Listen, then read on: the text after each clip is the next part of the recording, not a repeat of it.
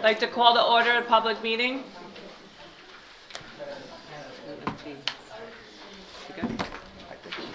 Thank you. Dan will be here in a few moments. The North Hunterdon-Voorhees Regional High School District Board of Education meeting on Tuesday, January 28, 2025 is now called to order. In accordance with the requirements of the Open Public Meeting Act, NJSA 10-4-6, adequate notice giving the time, date, location, and to the extent known the agenda of the meeting was published by the Hunterdon County Democrat and the Star Ledger on January 9, 2025. In addition, notice of this meeting has been posted at the North Hunterdon High School and Voorhees High School, provided to the municipal clerks of Bethlehem Township, Calathon Borough, Town of Clinton, Clinton Township, Franklin Township, Glen Gardner Borough, Hampton Borough, Highbridge Borough, Lebanon Borough, Lebanon Township, Tewksbury Township, and Union Township, as well as other interested parties, and posted on the district website. Fire exits are located in the direction indicated. If alerted to fire, please move in a calm and orderly fashion to the nearest smoke-free exit.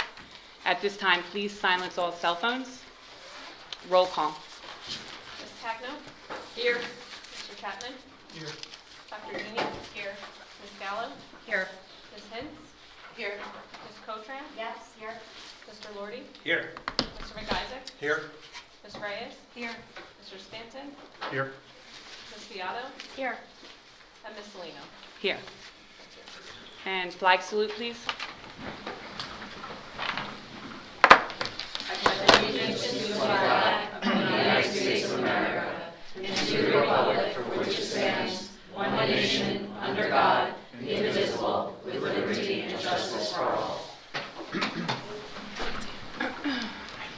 Just another question before we accept and we approve the minutes. I was just wondering if our board lawyers, Magno's firm's coming today. No, our board attorney will not be here this evening. Why won't there be a Yeah. board attorney? The board attorney was asked not to join us tonight so we could have an open and earnest conversation in the public eye and be as transparent as possible. But we always do that. About business, board business. The board is not required to have a board attorney here at every meeting. Shouldn't all of us been put on notice of that in case we had something that had to be before the board lawyer? No. Okay, we will move on to, I need a motion and a second to approve agenda items 4.1 and 4.2. So moved. Second. Minutes, November 26, 2024, and 4.2 is minutes, January 7, 2025. Discussion? Any discussion? Okay, I need a voice vote. All in favor? Any nays? I'm going to abstain on 4-1. And abstentions? Abstention for Mr. Lordy. Stayed on 4-1. Okay. Should be the same thing You should for just for the Dr. members Dini as well. Oh, Angela, yes, sorry. You should abstain on the minutes for November 26, 4.1. Yep.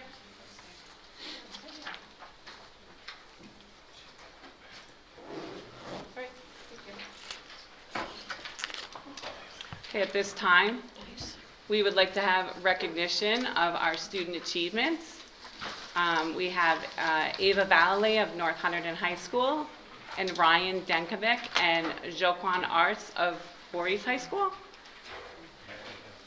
So can we have, is Mr. Cottrell's coming forth for North We're going to start Hunterdon? with Eve, but I'm going to actually be passing around a few images of what we're going to talk about this evening. So if you could just take a look and pass it on down as we recognize Ava Valley. She is one of, Ava, come on up. Ava is one of our outstanding and very talented sophomores here at North Hunterdon High School. And we're recognizing Ava for a mural that she painted in the town of Clinton. So for over a year, in 100 hours worth of work, Ava painted the beautiful mural that's in the alleyway off of Main Street in Clinton. So a little backstory here is after completing a similar mural on the walls of Clinton Township Middle School during her 8th grade year, Ava and her family ran into Mayor Janice Kovach of the town of Clinton, who commissioned Ava to paint a similar but bigger mural on the wall in Clinton. So it's located on Candy Lane, and the mayor gave Ava free reign to draw whatever she wanted, and she wanted to continue to honor the iconic mill, and she also wanted to include the iconic Hunterdon County Art Museum.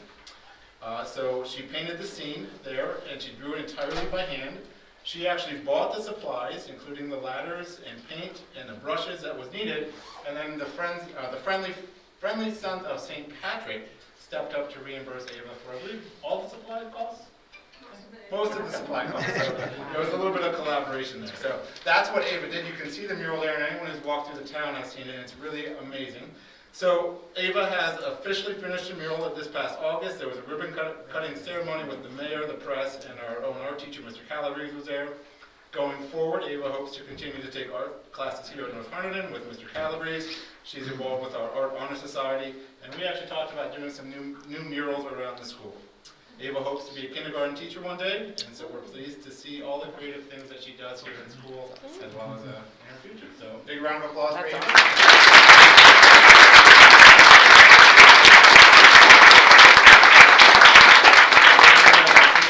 And Mr. Squarsh is going to take your picture. So there's your certificate, and I think we usually go over here, Mr. Squarsh, and Ava's mom. So you want to hold the certificate out in front of you there? Take the picture.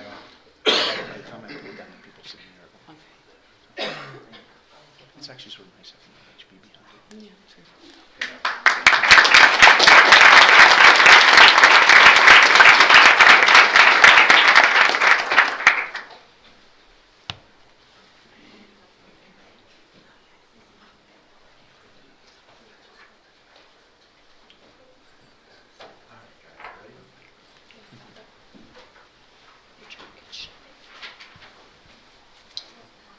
Good evening, everybody. I'd like to welcome the new board members. Ron Peterson, Principal of Voorhees High School. I have two gentlemen up here who are seniors, Ryan Benkovic and Joaquin Arce. I've had the privilege and the honor over the past 4 years of watching them perform in our drama club presentations as well as our musical performances.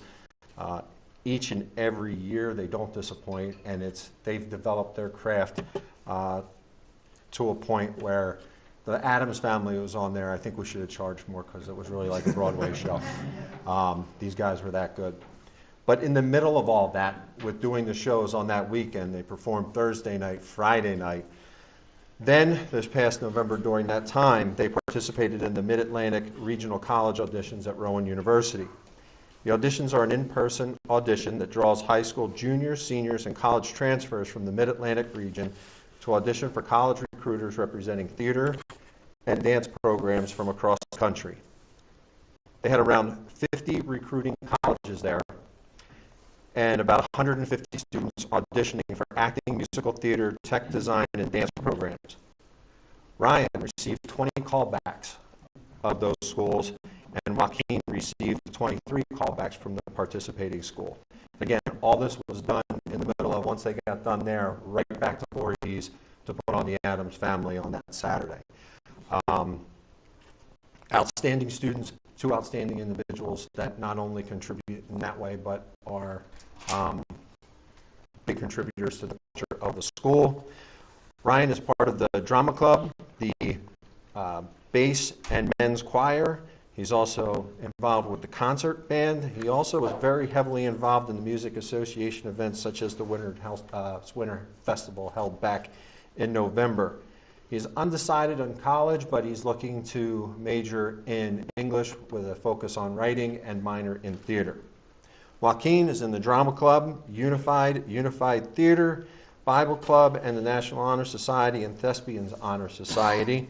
He's also undecided, but he's getting closer to narrowing it down, and he is going to major in theater, hoping he's going to be in the Lehigh Valley because one of the schools is Muhlenberg, so maybe I can catch a show when he's there performing. So congratulations to Ryan and Joaquin.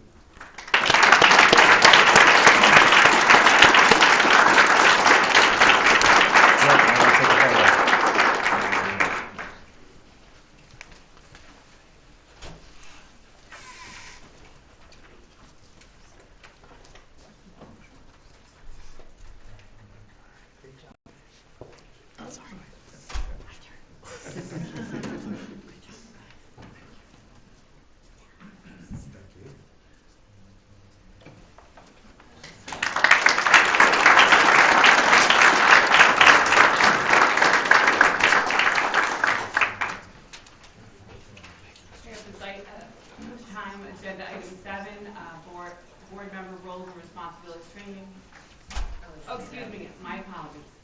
Rushing Patricia. Sorry, Patricia. How could we do that? Number 6, sorry, our student representatives. Shivam Patel from North Hunterdon High School and Sarah Schwartz from Voorhees High School will present their reports for the board. And it's a pleasure to have you at the board table. Do you want to go first? Yeah, sure. So the first thing I have to talk about is our unified production of Elf Junior. This was held on December 7th and December 8th. This was the 5th unified show that Voorhees has put on, where we have actors from our drama department and then as well as members of our unified program. They worked together to put on shows. This was an amazing show, perfect timing. It was just like a family, funny show to have for winter. And then we also had our winter concerts with the instrumental concert on December 10th and the choral concert on December 12th. I had the opportunity to go to the instrumental concert and it was absolutely amazing. I didn't get to attend the choral one, but I heard amazing things about that as well. And at the instrumental concert, I know at least the attendance was amazing. It was pretty much a full house as far as I could tell. I showed up and had to sit like in the very far back because it had been completely filled up. And rehearsals are now underway for the Pops concert and the upcoming drama club production of Fiddler on the Roof. The class of 2026 has recently been doing a lot of fundraisers to raise money for prom. They started with a cookie dough sale, and then they did a fundraiser at Riley and Jake's for where one night a percentage of the proceeds would go to the class of 2026. And then my personal favorite fundraiser we did was the pie contest.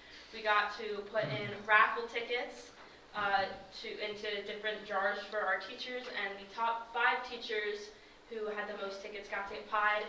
They drew it, and I was lucky enough to get drawn. I got to pie my physics teacher in the face. That was certainly a fun day. The Hunterdon County FFA is currently collecting supplies at Voorhees. It's for the Pura Vida Animal Rescue in Ringos. They're collecting towels, dog food, cat food, toys, all that sort of thing. And it is an animal rescue, and they also provide affordable veterinary care. The Key Club recently held their annual cookie walk, and over $300 was raised. Recently this month, we had our 8th grade orientation. On January 8th and January 9th, we had 8th graders from all of our sending districts come to Voorhees. Members of the Student High School Integration Program gave tours around the school, while many members of faculty also gave them some speeches just to get them ready for coming to high school. And then later that night on January 9th was the parent orientation for parents of incoming 8th graders. As for our sports, our winter sports have been doing very good. For our fencing team, the boys fencing team is 8-3, while the girls fencing team is 7-3, and both teams are heading to states next week. Boys basketball is having an amazing season, currently with a record of 12-3. They are currently leading the division. They also won the Boundary Holiday Tournament. Girls basketball is also having a very good season. They're currently 10-4, which is second in the division. They held their shootout for sarcoma game, and over $2,500 was raised at that game. They also, similar to the boys team, won their holiday tournament. For our wrestling team, we recently had the Bloomfield Holiday Tournament, and we had 4 champions there. Our cheer team leaves for nationals next week, and girls swim is currently 5-2, and they are heading to states next week. And I do know that this is the first time that they've been in at least 4 years, because I have a friend who's a senior on the team. This is her first time ever getting to go. Yeah, that's all I have for you. Excellent, thank you. All right, for News at North, we just had our Winter Sports Pep Rally. This is something that has been coming to North to recognize winter sports, not just like fall sports. So to recognize winter sports, I want to start with the boys swim team. We had an amazing feat at Hunterdon, Sussex. We won for the first time in North history. It was a historic win. We came back with 6 meet and county records with performances in the 200 medley relay, 200 free by Ricky Casano, 200 IM by Lucas Abt, 100 free by Ricky Casano, and 100 back by Lucas Abt, and also the 400 free relay. So I wanted to highlight that because for the first time in North history, that's huge. The hockey team is for North and Voorhees together. very successful, 11-5. They're doing great, and I'm hoping all the best for them. The winter concert. So the band played in front of the whole school. This is something that not many schools do, and it's a really great showing. It shows like a sense of unity through the school that I feel like not many schools have. The sending schools came for a bridge building competition at North. Tewksbury won with a top weight of 360 pounds. That kind of helped just get them more comfortable with the atmosphere. And Model UN. For Model UN, they had their conference, and it brought significant recognition to North Hunterdon. Freshman Maxim G was awarded with 225. Outstanding first-year delegate, seniors Dylan Berg, Isabella Hodgkinson, Abigail Polk, and Parker Tomlinson received the Outstanding Brief Award. Sophomore Charles Monroe was honored with the Outstanding Government Research Project Award. And the North Hunterdon delegation was recognized as an outstanding delegation. So that's great for them. So also last week, Clayton Township Police and the State Police came to North for their drunk driving simulator. This kind of just shows, brings awareness and just shows the dangers of that and prevents it as much as they can and talk about it. Looking in the future, we're having J-Prom in March. The theme is A Night in Paris, and that's coming. Also, we had last month, I believe it was, we had the Leadership Summit that was held at North, between North and Voorhees. We're planning for another one in March at Voorhees, so you guys will be hosting that, and I'm excited to see how that goes. So yeah. Excellent, excellent. Thank you. Thank you both. Now we can move on for Patricia. Bullet 8, board members' roles and responsibilities training facilitated by Patricia Reese.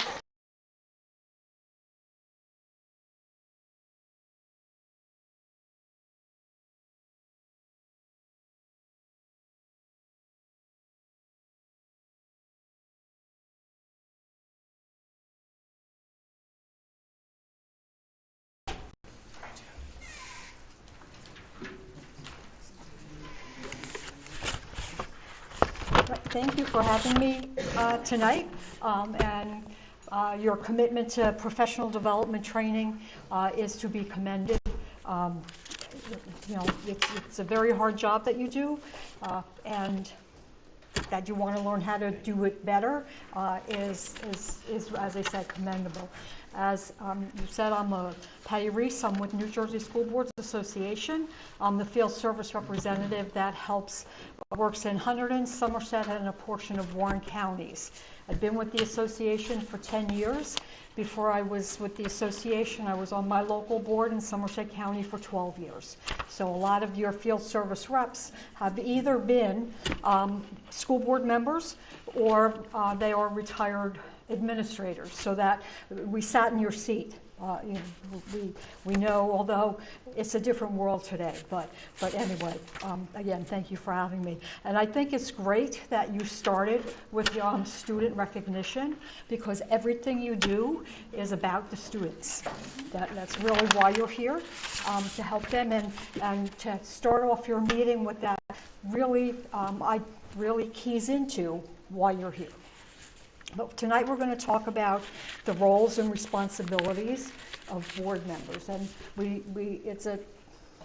typically we do it at this time of year because you have new board members, and it's not only for new board members, it's for seasoned board members. There's, it never hurts to hear things, to hear different trainings. So part of what you do is building trust. It's the foundation of all communications, and by being fair, consistent, and reliable, and by showing empathy and understanding others. So it's trust between you and the community, between you amongst you as board members, and between you and your administration. It's all a key part of what goes on. This slide shows the difference of what the board and the administration do. The board is is looking up into the sky. Your responsibility is oversight of the district, not the daily operations of the district. That falls to your administration. And so the pictures show the board is looking up to the sky with a telescope, and you're looking at the big picture, whereas the administration is looking through a microscope on the daily level. I don't know if we need to necessarily go into this, but you are elected as school officials, and so your power comes from the New Jersey Constitution through the legislature, who gives authority to the DOE and the State Board of Ed, and then you take the mandates and the legislation that they pass, and you develop your own policies. Each board develops policies that are pertinent to their district and to their locations. There are 4 main functions of a Board of Education. You provide your guidance through policy. In planning, you're providing for the quality instruction for all of your students.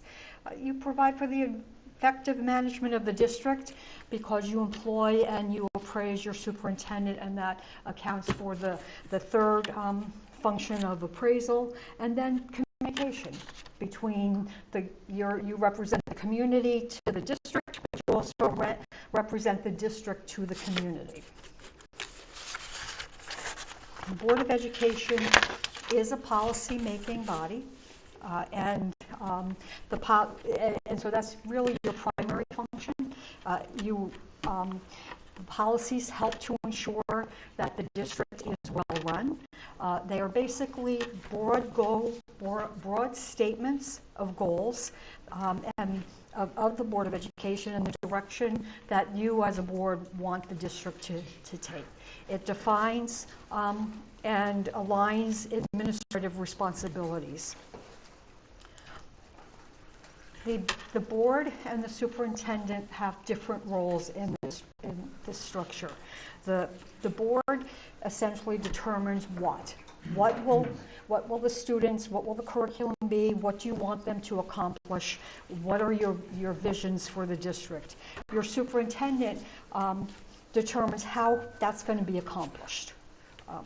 In this graph, how and when and how and why and what the specifics are to accomplish what it is that the board sets, the goals that the board sets. Board members are policymakers, visionaries, and communicators. Clean, well-written policies provide your superintendent and your administration with clear direction. As visionaries, the board sets standards for progress of your students, for the program that you would like to have, and you hold the administration accountable for progress towards the goals that you collectively determine. And again, communication, because you're the communicators of the district both ways. The superintendents have 3 distinct roles within each district. They are the chief advisor to the board, they are the executive officer of the district, and they are the educational leader in the community. So as the chief advisor to the board, they provide background information and alternatives to different and recommendations on different things that the board wants to get accomplished. They are the staff's liaison to the board. Board members don't address staff officially. They work through the superintendent, and the staff as well works through the superintendent. I mean, as the chief executive officer, they actually administer the policies that you set. And they provide updates to the board on any upcoming initiatives that they feel the board needs to know about. As the educational leader, you really do want your superintendent to keep up to date on educational philosophies and be part of educational organizations, professional organizations. Another way to look at it is your superintendent is the implementer-in-chief of the district. Such where you have, like any recipe, you need to have all the correct ingredients for the successful end product. And what are some of those correct ingredients? The board trusts the superintendent. The superintendent gives the best advice they can, and their loyalty to the board. The board respects the professional training and experience of your superintendent, and you expect the superintendent to provide competent management of the district and to see that the policies that you have set are implemented. On this slide, a few bubbles are going to show, clouds, I guess, are going to show up, and we're really looking to see, to identify, is it a board priority, is it a board responsibility, or is it a superintendent responsibility? So the first one is who approves the strategic plan? You can just call it out if that's okay. Just trying to get some interaction. So who approves the board? Who oversees the instructional program of the district? Superintendent. Yep. Where that one came up too. I double-clicked, so you got the answer ahead. So the board approves the curricular materials. And who recommends and implements policy? The board. Superintendent recommends and implements the policy. The board acts on that. They vote on that policy. It's a different way to look at it. Who oversees the district leadership? Superintendent. Who administers contracts? Yeah. Superintendent. Who establishes and adopts policy? The board. It's a difference. And the last one is who evaluates the superintendent? It's an easy one, the board. Yeah, you did well. So to be most effective, whoops, did I go too far? Yeah, I keep double clicking. To be most effective, the superintendent and the board need to work together to advance student achievement. That's really how it works. You're a team. You collaborate together, and as many teams, you don't always have to agree, but you have to be professional and have professional discussions and come to some level of agreement with whatever that might be. And in that, we want to make sure that there are no surprises. There should never really be surprises for either the board or the superintendent. What that shows is if there are surprises, that you're not working collaboratively together as a team. And who gets impacted the most if that happens? Your students. There's definitely a lane for school board members, things that they can do. The Open Public Meetings Act, which is quoted here, says that individual board members have no additional authority or no status different than any other resident in your community than that, except if you're at a noticed meeting with a quorum present. So, that being said, as individual board members, you cannot make decisions for the board, take actions for the board, speak for the board unless you've been authorized by the board to do so. And I'll send a copy of this PowerPoint out to you, and you can to distribute tomorrow. I know it's a lot of information, but nor can a board member direct any staff member or any administrator, including the superintendent. That direction to the superintendent takes a board majority. And as we go, talking about the board majority, as I said, you have no authority unless you are sitting at a noticed meeting with a quorum present. It takes a majority to accomplish everything and anything that you want to do.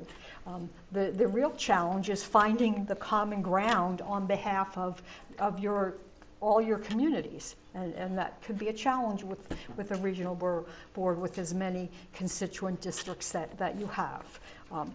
But we comment that really you can only find common grounds if you make time and hear and listen to all voices, including the voice of the minority.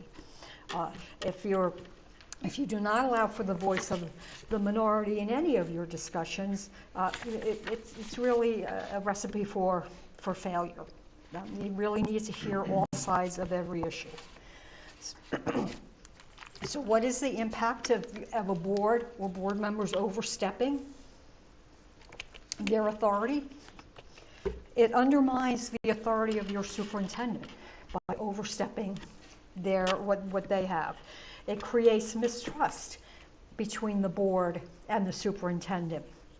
It can also create inefficiencies amongst your staff. Which direction do people need to go? Who do they need to listen to? And it diverts your attention as a board from the district goals and priorities that you as a board set. And finally, it can lead to some confusion amongst your staff. Who is really in charge? Everything that you do is identified by or is under the Code of Ethics. Board members have to abide by the Code of Ethics. The legislative intent of the Code of Ethics is to make sure and preserve the public's confidence in their local school officials.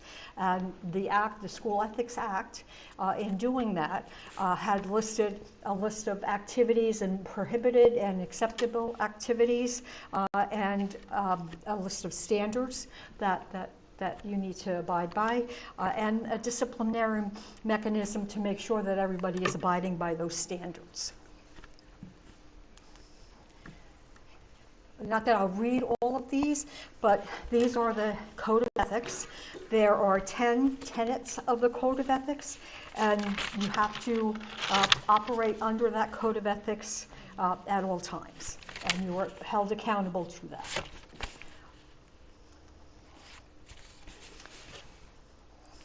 The role of a board member is that you need to be active listeners to your community, to your students. You have a responsibility, really, to listen, consider, discuss, then act on any issue while understanding the needs of the school community as a whole and the school system as a whole. So active listening is really an important part of what you do.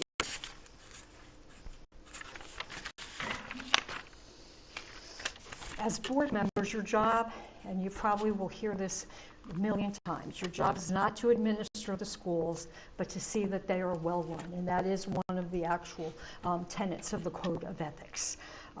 When a problem is brought to your attention, it is not the board member's role to resolve that problem. You listen to whoever it is that's speaking with you, and you refer them to the chain of command. If the chain of command really allows that any issue to be handled in the most efficient way possible at the lowest level of the chain. So as board members, you should know what that issue is, especially from the board end of it. But if you have some questions from parents or community members, parents particularly, did you talk to the teacher? Did you talk to the principal? Whatever that chain is, whatever that may go up. When you do speak with someone, really, and you listen empathetically, you refer them back to the chain of command. Just let the superintendent know. Give them a heads up so that they know. To, be on the radar. The issue might be on the radar. Just remember that.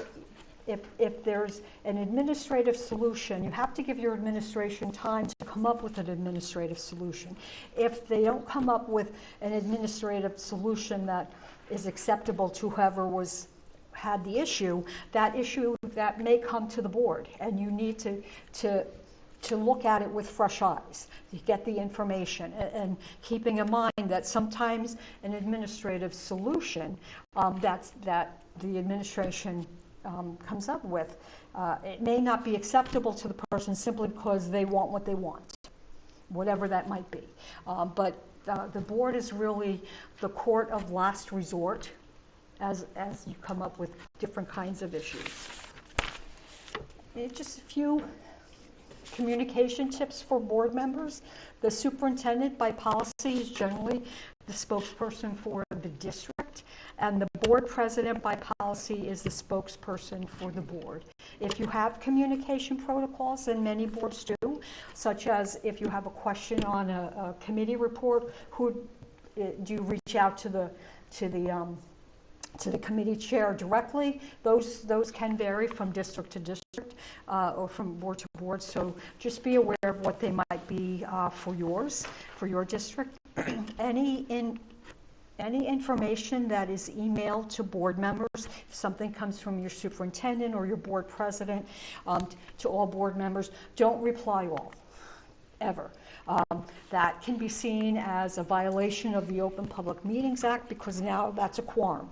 And it's a quorum, and it's not, even if it only goes to a handful of board members, if you email a few more handful board members, it could be seen as circumventing the Open Public Meetings Act, and the School Ethics Commission has rules about that. So you have to be careful about that. You don't want to imply that you're doing a quorum and you're not noticing the meeting. Always use your district-issued email address. If you don't, if you even forward something from your district email address to your personal email address or your work email address, if there's an Oprah request, they would have to comply. They could offer your personal information, your personal computer. So it's always best to just use the district-issued email address. We recommend that you be very careful when you post on social media. Be aware of the content, and always use a disclaimer. And the next slide will show you a disclaimer that the School Ethics Commission recommends. You don't have to use it word for word, but you have to follow the intent of that. But keep in mind that there have been school ethics cases where it didn't matter that the board member used a disclaimer. The content of what they said was found to be in violation. They found to be in violation of the School Ethics Act. Patty, can you give an example of that? If I had the ethics thing, I can. There were a few cases in Middlesex County a couple of years ago, and a very divisive. I don't remember if it was Edison or, but it was a very divisive case, and people were posting posting during election time very specific stuff, and they would put the disclaimer.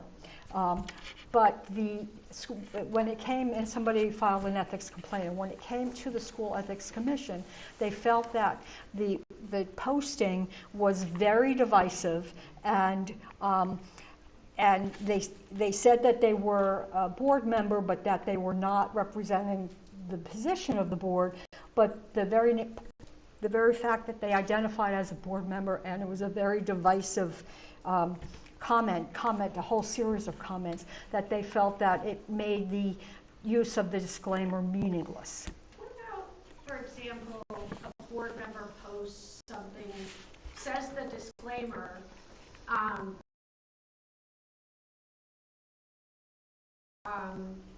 maybe talking about the salaries of school districts, and then it opens up a discussion on a social media forum about the discussions of our district and our salaries, and even though it was posted as a disclaimer, it still represents a disruptive conversation.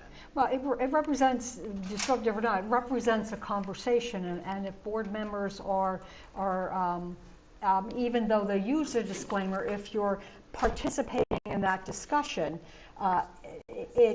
even using the disclaimer, members of the public may not differentiate between, well, I said this is only my personal opinion, but you're a board member. Right. and so it carries a different weight. It may be only your opinion, but if you continue the conversation or the discussion online, it implies that it could imply that you are speaking for the board. I have a follow-up question. What if a board member forms a private group on social media regarding education?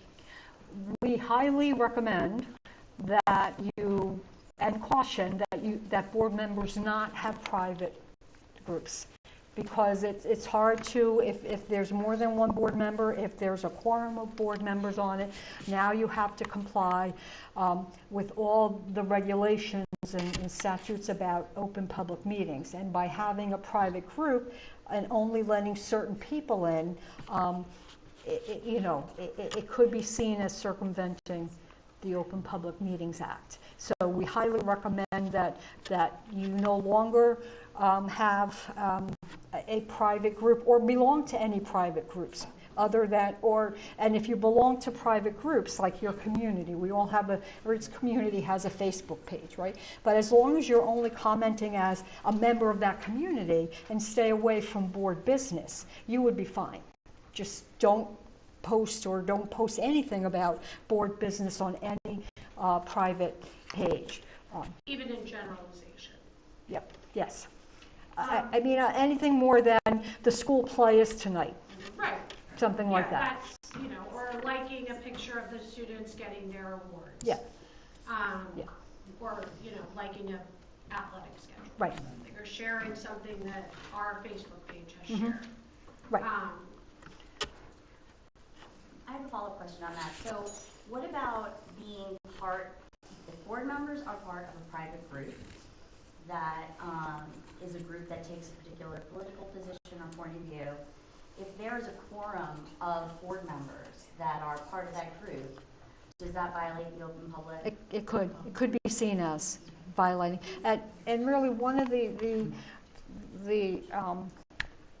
things that the School Ethics Commission commonly uses as they're looking at these cases is, would a reasonable person think that this is a public meeting, or could a reasonable person think that you're speaking for the board? And that it's kind of nebulous, but that is something that I've seen come up more and more in ethics decisions, just that could a reasonable person.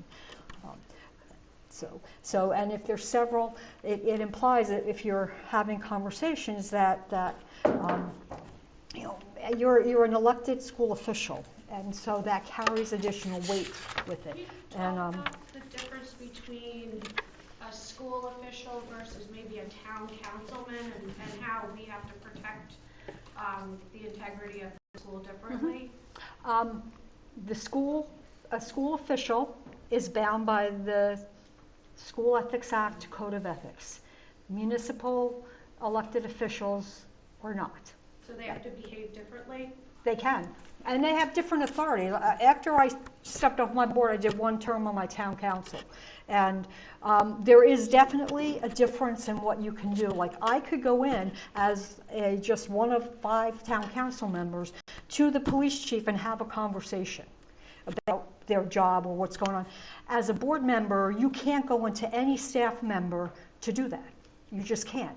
And so you're held to a higher standard, and that's unfortunately, fortunately and unfortunately, because we have to remember that you're here to advance the student achievement of all your students. So everything we do needs to be focused on advancing them and not disrupting it. Yeah. How about if there is, during the interviewing process, if a board member says they played an instrumental role in hiring, a process of hiring, let's say, a board attorney, or an instrumental, because would that be considered like? Well, I mean, and you're talking about in the hiring of board professional, the board attorney, because board members should not be on any interview committees beyond the superintendent. No, actually, if the board member was being interviewed and Oh, commented on that, saying that they played an instrumental role in the process and hiring of a particular person. I'm not sure that any board, in the hiring, so the board members being let me understand this. The board members being interviewed for a position. No, just to speak about their role as a board member to get reelected maybe, or, to be elected. By a publication? By a publication, whether it be a paper like the Hunterdon Review, or maybe NHV or... Okay, so you're being interviewed by a publication or another organization. And they gave free information, just boasted about being instrumental in hiring. I mean, Someone that they were aligned with their values, and they were very proud about it. Is that something that is a I mean, what you can do during campaigning is somewhat different. However, if you're campaigning for re-election,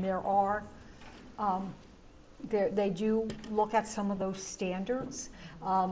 But in a board this size, any one board member is not really, by design, instrumental in hiring. There's a process, but the process, the majority of the board has to agree on that process of whatever it is. But then it becomes how would you say it? Then it becomes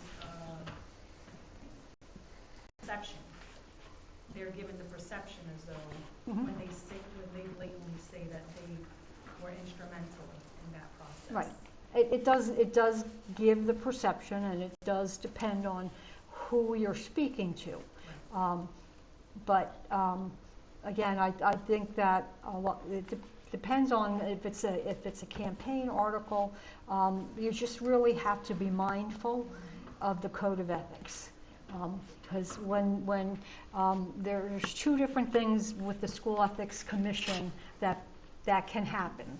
A board member can ask for an advisory opinion.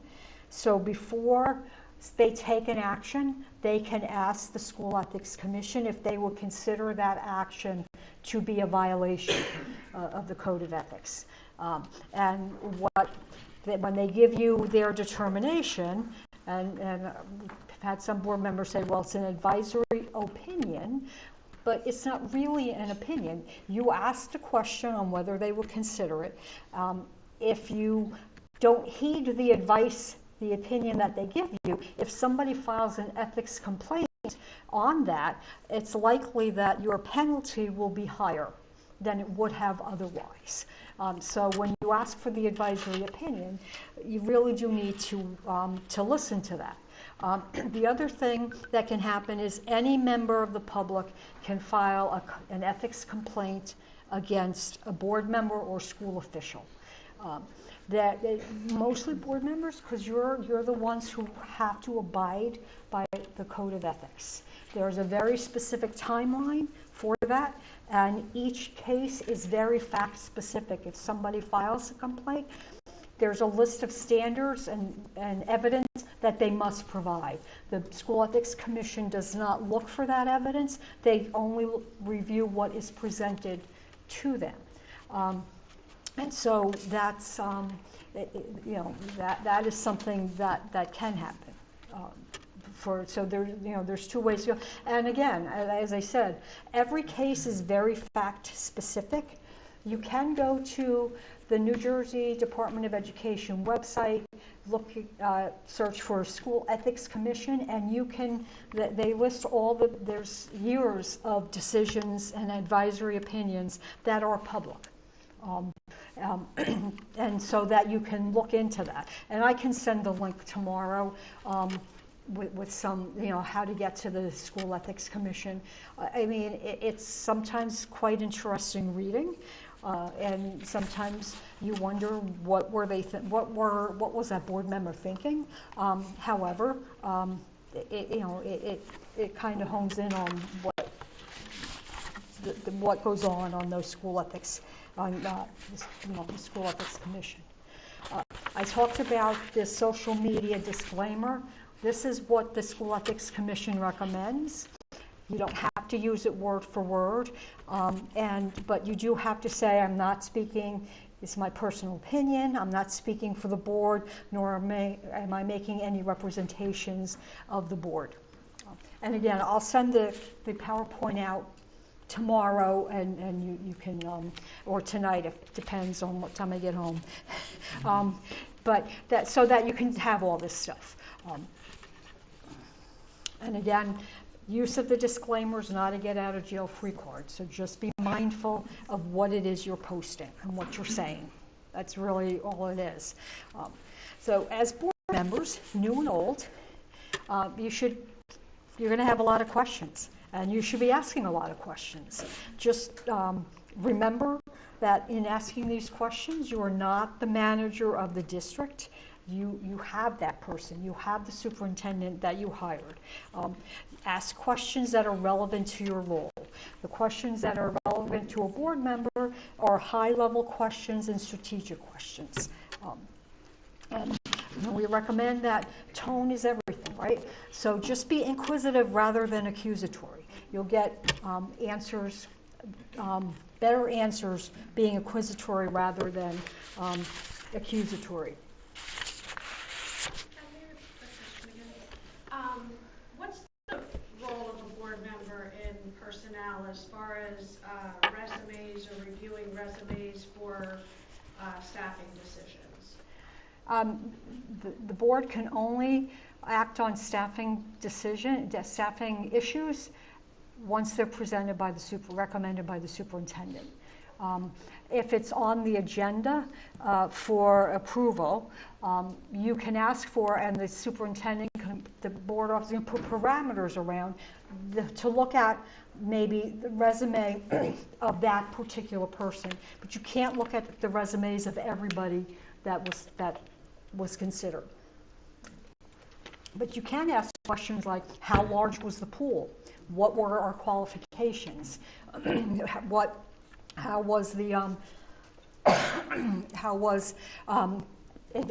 have advanced degrees? Global questions like that of the pool itself. But you can't really do much more than that, and you can't really do anything with personnel unless the superintendent recommends it.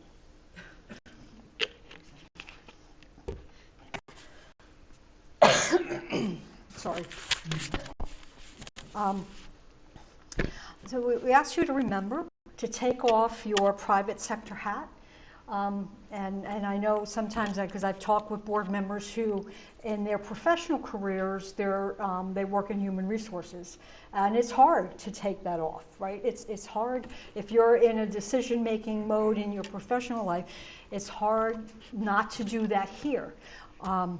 But you have to remember that education has a different set of rules, and that taking any action requires discussion and buy-in from a variety of stakeholders. So it does lengthen that. Remembering that also your staff, the bulk of your staff, are managed under the terms of a collective bargaining agreement.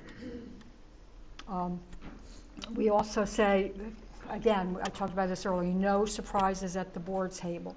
Don't blindside either a fellow board member or your superintendent. Nobody looks good in that situation. It just doesn't really work. There's no reason why, if you have a question, you can't ask it ahead of time. And if you feel like it's a question that the public would be interested in, let the superintendent know, okay, thank you for that information. I'm going to ask this in public, so that they're prepared to give a thoughtful answer. I mean, again, you want to make sure that everybody, that not only that do you look good, but that you don't look like you're fighting chaos, and that you're working for your students. And remember that your students, students are watching. So you want to really sit up here and emulate the way you want them to act as well. Okay. I said this several times. Remember, the board has one employee, and that is your superintendent. You hold your superintendent accountable for the management of the district through the superintendent evaluation process and progress towards your district goals that you should collaboratively set. Otherwise, anything else is, any other staff member, you have to go through the superintendent. You want to be most effective, respect the chain of command, remembering that all board communications funnel through the superintendent. And if there's on one of your committees, there may be an administrative liaison that represents the administration on that committee. They are there at the request of the superintendent, and they are directed by the superintendent. And again, 1 or 2 board members, or 3 or 4 in a board this size, can't direct the superintendent. It takes a board majority to direct the superintendent. What about the president's authority? I'm sorry? What about the president's authority? Do they have the right to direct the superintendent solely? Generally, board protocols, most boards' protocol is that so that you don't have 12 people reaching out to the superintendent and thereby they're not able to do what you hired them for. Generally, those questions are funneled through the board president just so she can organize them and get them to the superintendent. And quite honestly, if 1 or 2 board members has a question, it's likely that others have a similar question. So the response then could go to everybody, whether that comes in the weekly packet, from the superintendent or whatnot. But it's not unusual for contact questions to the superintendent to go through the board president, primarily because there's a lot of people here, and you hired him to do the day-to-day operations of the district, and if he's spending his days answering emails and phone calls, he's not doing that. That generally also goes for some of the board professionals, like the board attorney. Generally, that goes through the through the board president. Again, if 12 people are calling the board attorney all the time, they're racking up the billable hours, and it becomes expensive. And so you don't want that as well. But if you can consolidate the questions and then get the answers to everybody, it really makes for a more efficient operation. But in that particular instance, the president is supposed to be representing the whole of the board in going to the superintendent. So in other words, can the president make decisions that have not been either gone through committee and have not been discussed with the rest of the board? The board president's authority does not extend to making decisions for the board. They working with the superintendent and the BA on the agenda for the meetings, and there's very identified in statute very specific duties of the president and responsibilities, and I'm sure they're in your policy. If you look up for the president, it will the duties of the president and the vice president. It will identify the statute. I'm asking There you go. the representative in the school board. Thank you. Yeah.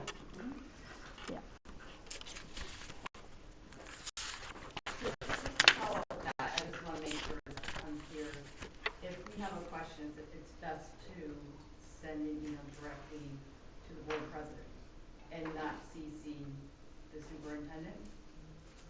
Does it all depend on what it is?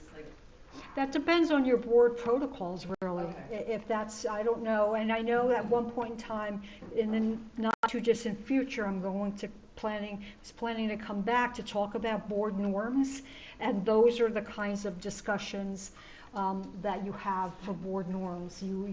We will discuss what it is, the communication protocols, a bunch of things like that, that you all have to agree to, or at least a majority of you have to agree to, and then we would memorialize it in writing, and some boards further memorialize it by approving it as a resolution, and they can be revisited whenever the board chooses to revisit them. But I thought that's somewhere down the road, in the not too distant future, to talk about board meetings. I know, I think Gwen was going to do it, and Gwen has a new job and she's based in Trenton more than not, much to her dismay sometimes. So remember that you, as a board member, are an elected public official. What you say carries more weight with their general public because you're an elected official, and you by the nature of the job, you do have more information than they have, and there's information that you have that the public can't have. So that's just the nature of the job. So just remember that your comments carry additional weight, whether it's in social media or in the grocery store or wherever. And that if you sharing confidential information, what's discussed in executive session should stay in executive session until it's determined that it's no longer confidential, and there's a process for that. Can I ask a question on that? I'm sorry? If that's violated, is that an ethics violation? Yeah, it can be an ethics sentence. Yeah, that was my next sentence. I'm sorry. No, that's okay. No, but you're on the right path. If you share confidential information, one, it could harm people, your staff or anybody, a fellow board member, whatever it might be. But it can also be an ethics violation. That is one of the tenets, to keep all confidential information confidential. Remember that you're not the educational expert. You have an educational expert. You have your superintendent, and so that you need to really respect their experience and their expertise and listen to their guidance. I mean, they make recommendations to the board, and I might not like what I say, but you always have the right to vote your conscience. But you can't vote unless it's on many issues unless it comes at the recommendation of the superintendent. Yep, and I said earlier, model the behavior you want your students to emulate. It's real important because they are watching. They know what the grown-ups are doing. And now that you have student reps sitting at the table some of the time, even more so when they're reporting back to their schools. So you mean specifically how I'm sorry? we are as a board, how we interact even at our board meetings? Yeah. It's all, I mean, better decisions are reached when it's a collaborative atmosphere and you have a foundation of teamwork. Now, teamwork doesn't mean that you have to agree all the time. You can have serious disagreements, but as long as you're professional about them, and everybody has given the opportunity to have a say, and the board votes, and then once the board votes, whatever the majority rules is the majority rule. And if you were not part of that majority, if your opinion on that topic was in the minority, once the board votes and the majority rules, that becomes the decision of the board. And you have to support that, and you can't work against it. And sometimes that's hard, right? Because this didn't go the way you wanted. But not everything's going to go the way you wanted. Every once in a while, hopefully more than not, you will all agree. But with this many people, that's not always going to be the case. But as long as you're professional about it, and everybody listens to each other, and you support the final decision of the board, that becomes an effective school board that's working for your students and their achievements. This is key. Spend your time and energy doing the work of the board, not the work of people that you've hired. It just really is separate. It's just better to only be strategic and high level as a board should be. That means not getting involved into the day-to-day operations, or even being in the building 3 or 4 days a week. That could apply to not only to the students, but to staff. They know who's on the board. Your staff know at some level that you're a board member. Maybe not by face, but by name, and they'll figure it out. And you want them to be effective in what they do and what their job is. So just don't go in all the time. Again, don't contact staff directly. You have one staff member. The board has one staff member. The superintendent manages that staff. And then we talked a little bit about all different board members reaching out to the superintendent. Also, don't make any personal requests outside the scope of the board to the superintendent. And if you have a few minutes, I put up some scenarios. We can go through or not. I can send them out tomorrow with the answers. It's up to you. I'll go through one, and you tell me. I have 3 slides of scenarios, just kind of what would you do type thing. So in this first one, at the beginning of the annual budgeting process, the Board of Education meets with the superintendent and business administrator and sets parameters for the budget. Is that the board's role? I know it's kind of small. I didn't expect this room to be quite so large. No. Yes, it is in committee. Setting the budget parameters. You're saying it's not the board's? Yes, it is. It's board goals. It's budgeting. It's goals. Yeah, it is your responsibility. It's part of your planning responsibilities. I'll do one more, and then you can tell me if we want to do the other 2. I know you have a full agenda, so it's just the concept. A member of the Board of Education is in the produce section of the supermarket when 2 of her neighbors come up to her and tell her that their daughters have told them that their 3rd grade teacher spends part of every school day talking and texting on her cell phone while she sits in the classroom with her students. To calm them down, the board member promises to investigate the situation and make sure that it doesn't continue. Is that the board member's role? You had us at the grocery aisle. Yeah. Yeah, I didn't put the serial. Yep. And it's not the board member's role, and there's code of ethics concerns. The C, E, and J are the different tenets. Do you want to do more, or are we ready? No, if you could pass those 7 minutes, Yep. that would be fantastic.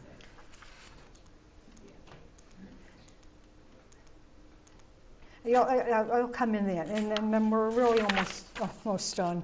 One more slide after this, and that's the question slide. Remember that your responsibility as a board member and a board is always to take actions in the best interests of all your students. That's really what it is. And the next slide is if there's questions, but we've had questions throughout, and I know you have a full agenda. In the packet that I gave to the board president, my business card, so if you have any questions, feel free to reach out and ask me those questions. I'll get back to you as quickly as I can. And in this month of School Board Recognition Month, I wanted to thank you for all that you do for your students. It's a monumental job at times, and seems to be getting more challenging as the years go on. But thank you for everything that you do. I know that your students appreciate it. Thank you very much. Thank you.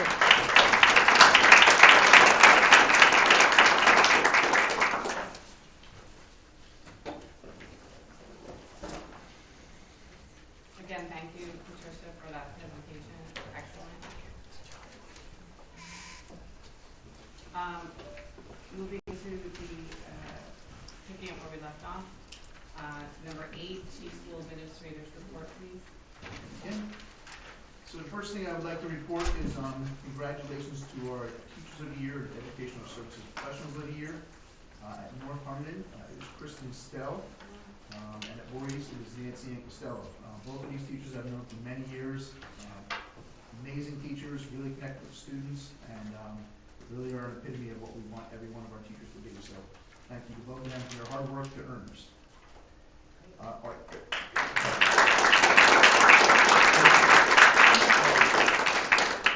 Our Educational Services Professional of the Year at North Hunterdon is Kelly Steele, who's a guidance counselor at North Hunterdon, and Kara Esposito, who's our behaviorist at both high schools, but she spends the majority of her time at Voorhees right now. Both of them, Kelly I've known for, again, many years, just a great guidance counselor, works so well with their kids and has a great reputation. Kara, I've known for, I think, 4 years now. This is her 4th year here, right, Jen? Yes. Again, Kara has very quickly earned the respect of our staff, our students, and our community. So thank you to them for their hard work and also for that honor.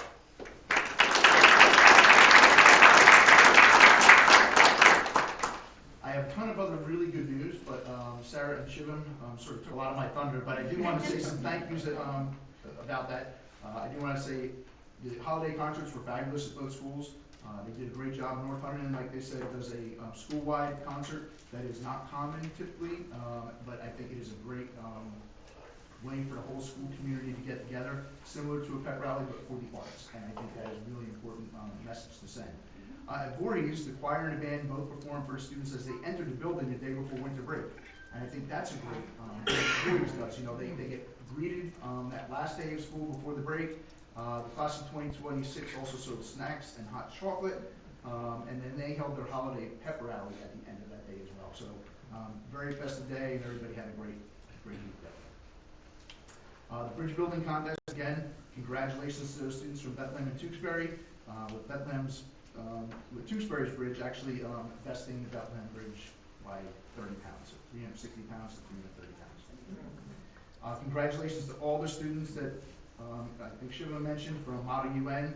Model UN is just a great program where our students get to participate in a forum where they are assigned to countries, they're assigned to different topics that a UN would handle. They then prepare for those, they do speeches, they do presentations. It's just a great experience overall professionally for the students. They put a lot of work into it, and obviously it paid off for our students because they won a tremendous amount of awards, so congratulations to them. And then we did have our 8th grade orientation programs. Again, that was already mentioned, but I did want to say at Voorhees, actually, the SHIP Club, which stands for the Student High School Integration Program, is who runs that 8th grade program. They do a great job of exposing students to all kinds of things like the jazz band performs to the students to highlight, you know, what opportunities there are there.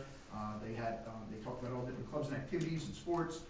Plus, they get to go through their schedule and see some and hear all about academics as well. At North Hunterdon, it is the Student Ambassadors Club that does basically the same thing, same schedule. Mike Squarsha makes sure that they're both very similar, but different clubs that run those. So thanks to Mike for all the work he put into that, because that is a tremendous amount of work to get those two things. It was 2 days at North, 2 days at Voorhees, and then on the second day of both of those, there was a parent program as well that night. So, and all feedback I got from that was excellent. So thank you for everybody involved.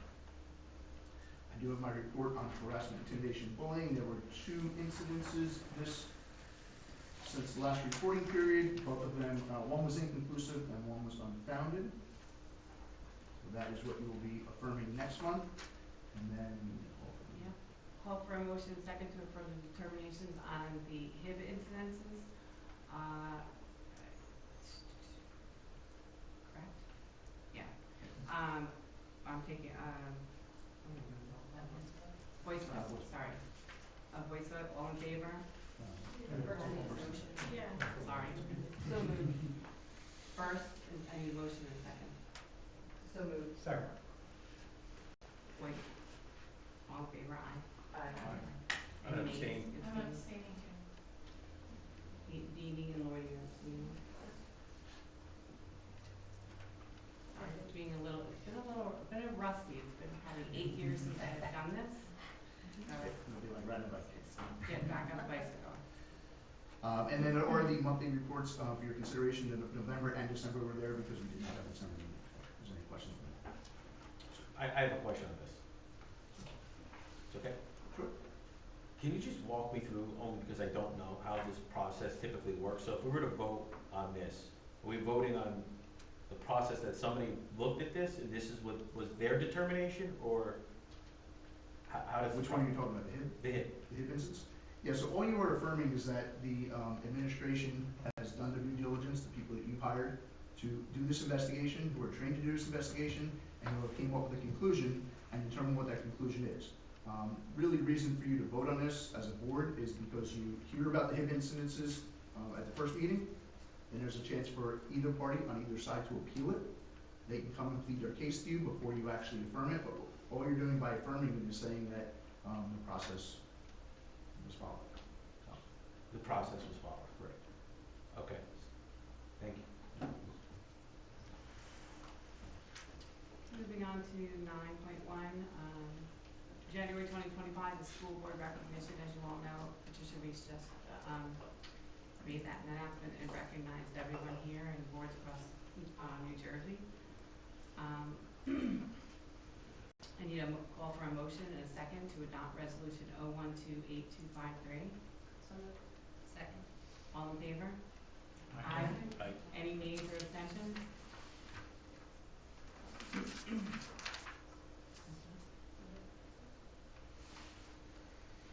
9.2, 2025 board committees, representative delegates, it was in your drive, everyone received that. The only one I do have a question was the Hunterdon County delegate. So I was the Hunterdon County delegate, and I'd be happy to do it, but I'd rather open it up if, others wanted. I had a few. Tara had made interest, but Tara's our delegate as well. So I didn't know if someone else would like to step up to that role. Tara. I go to all of them. So do I. I attend them, so I can do it. Yeah. It's just, I thought it an opportunity for another board member to attend. So you don't have to answer tonight. Can you just give us a brief what's expected? So our Hunterdon County meetings, you're in attendance, you're counting, you're taking notes, and reporting back to the board. It's simple. Most of you, a lot of you go already. So. And we always have a virtual component, so we physically, and not like Thursdays is virtual only, there's no in-person. And they usually rotate, usually it's at the chalet, and then at a location in Flemington, usually it's the K school. So they rotate in our county, north and south, in-present ones, but everything is also virtual, so you can always attend virtual to do the presentation. And it's various topics, and like the other night, there was a topic on the old school board secretary, and that one was from Somerset and Hudson County. That was last night. Combined, so that was Monday. So yeah, so that was the name, so you would just report out on what the discussion was. And they send follow-ups too. So if you're going and they're presenting and they have PowerPoints and other information, they will share that with you. And you, of course, can come back and turnkey to the board. Okay. It's excellent, wealth of information. I'll do that. Yes. So you'd like to do that? Thank you, Christina, for stepping up. Katie, can we make a change on our committee? Thank you.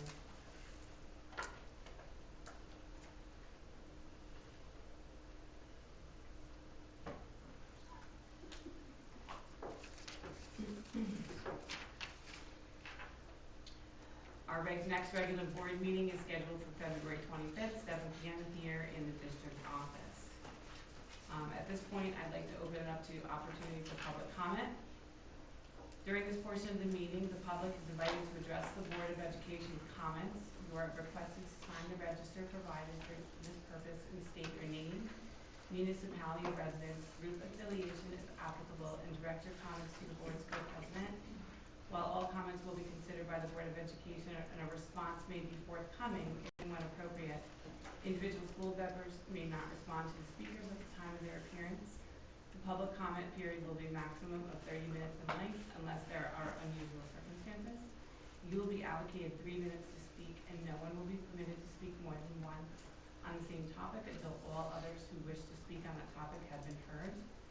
Please keep your comments respectful and non-defamatory and maintain the level of decorum appropriate for a public meeting where students may be present in the audience.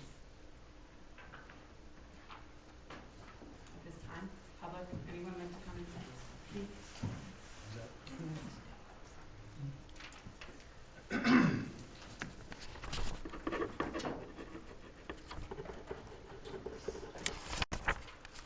Good evening.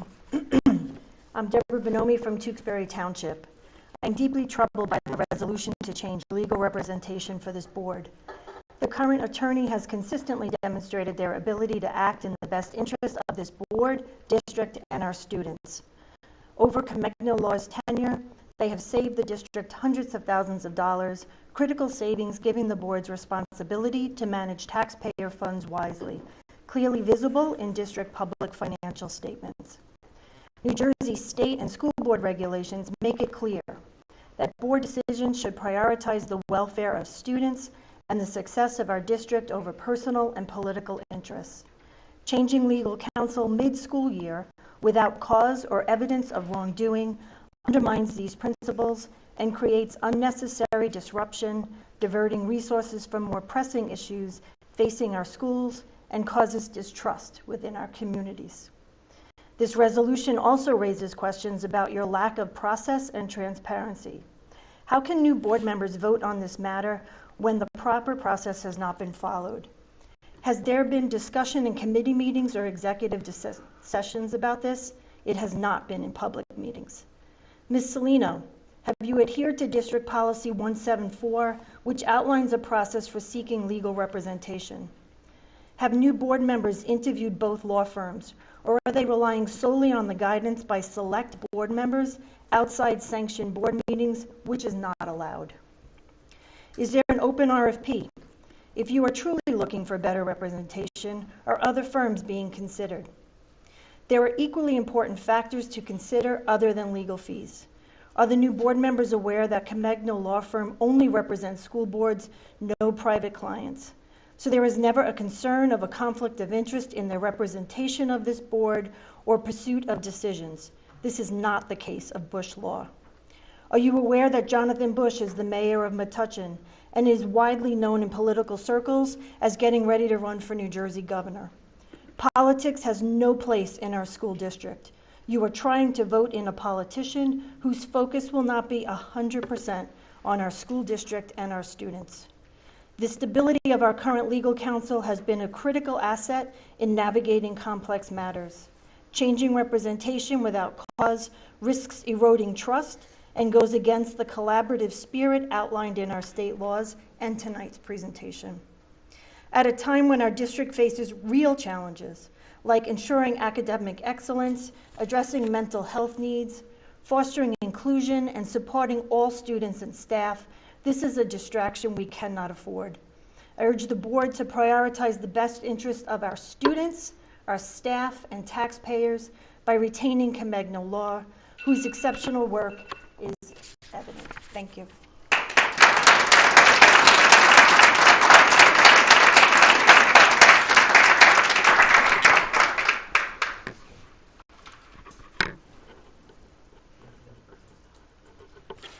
Good evening, board members. I'm Amy Barrett from Highbridge. As a community member and taxpayer, I'm also concerned by the proposal to replace the board's long-term legal counsel in the middle of the school year.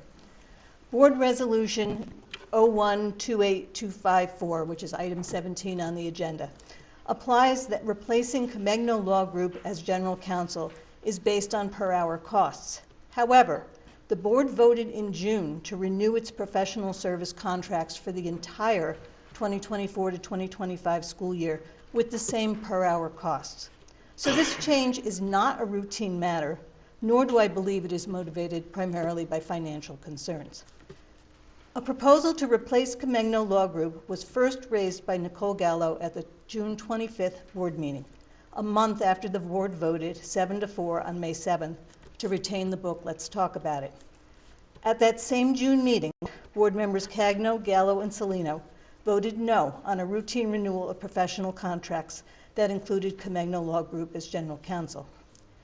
Based on the public board discussion at both the May and June meetings, I suspect that certain board members were unhappy with advice the board may have been given regarding their motion to, quote, remove the book based on New Jersey obscenity law. They also appear to be following the same playbook as the Hunterdon Central Board, which abruptly terminated their attorney's contract last night. It would be a shame to replace a law firm that has acted in the best interest of this district for many years.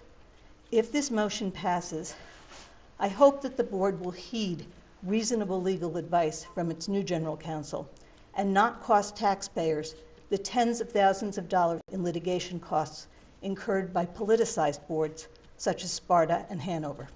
Thank you for listening.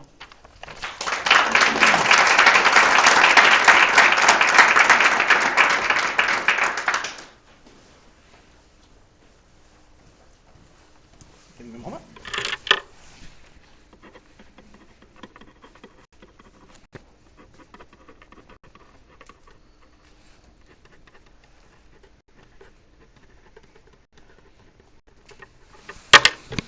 All right, so I'm Brian Hodges. I'm from Highbridge, and I'm here to discuss something you've got planned for later tonight that, as the others mentioned, it's replacing your current legal representation. Now, to explain what the problem is, I'm going to give some background. You see, for the past year or so, a certain member, well, one of the members of your board, who I won't name, but I'm sure you can figure it out, and for the person I'm talking about, you know who you are, has been advocating for a number of destructive actions, namely trying to censor books relating to sexual education and LGBT rights. Actions, I should also mention, are illegal according to state law. Your attorney has pushed back against such actions, citing that they are, well, illegal, and the said member who advocated for these actions is upset about this. While you have official reasons, the implications and consequences of what you're doing will essentially mean that your attorney is being fired for warning you about illegally proposed destructive actions, and effectively silences and discourages any future warnings of potentially illegal actions, which, as we show on the presentation, is something you need to be worried about with ethics considerations and such. For those of you who care, if you're moving forward with this plan, you're going to be going without warning and could potentially violate state law and open the school to lawsuits, and I don't think I need to explain why that would be a bad thing. I hope that you can come to your senses and reject this resolution to replace your legal representation, for there are ulterior motives behind it, and ulterior motives that would be disastrous for the school and the students.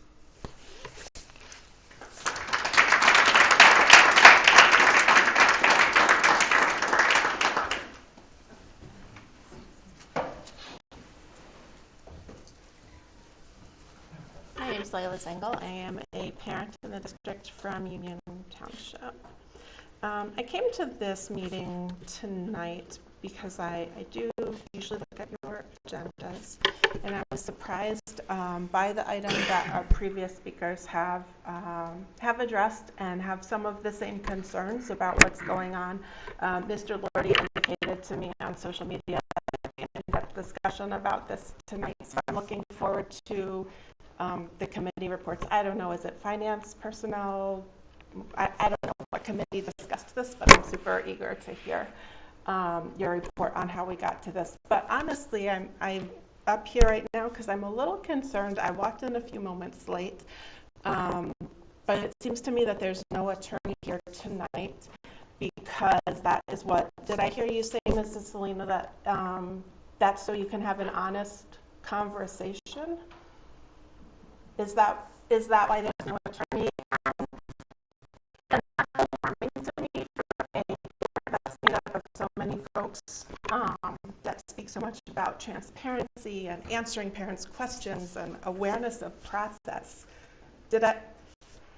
When an answer is appropriate, maybe you can provide for me, maybe that's forthcoming. Are these board meetings not honest, and is your conversation not honest and transparent when our attorney is here? That's my only ask tonight. I'm very concerned about what I heard when I walked in this evening.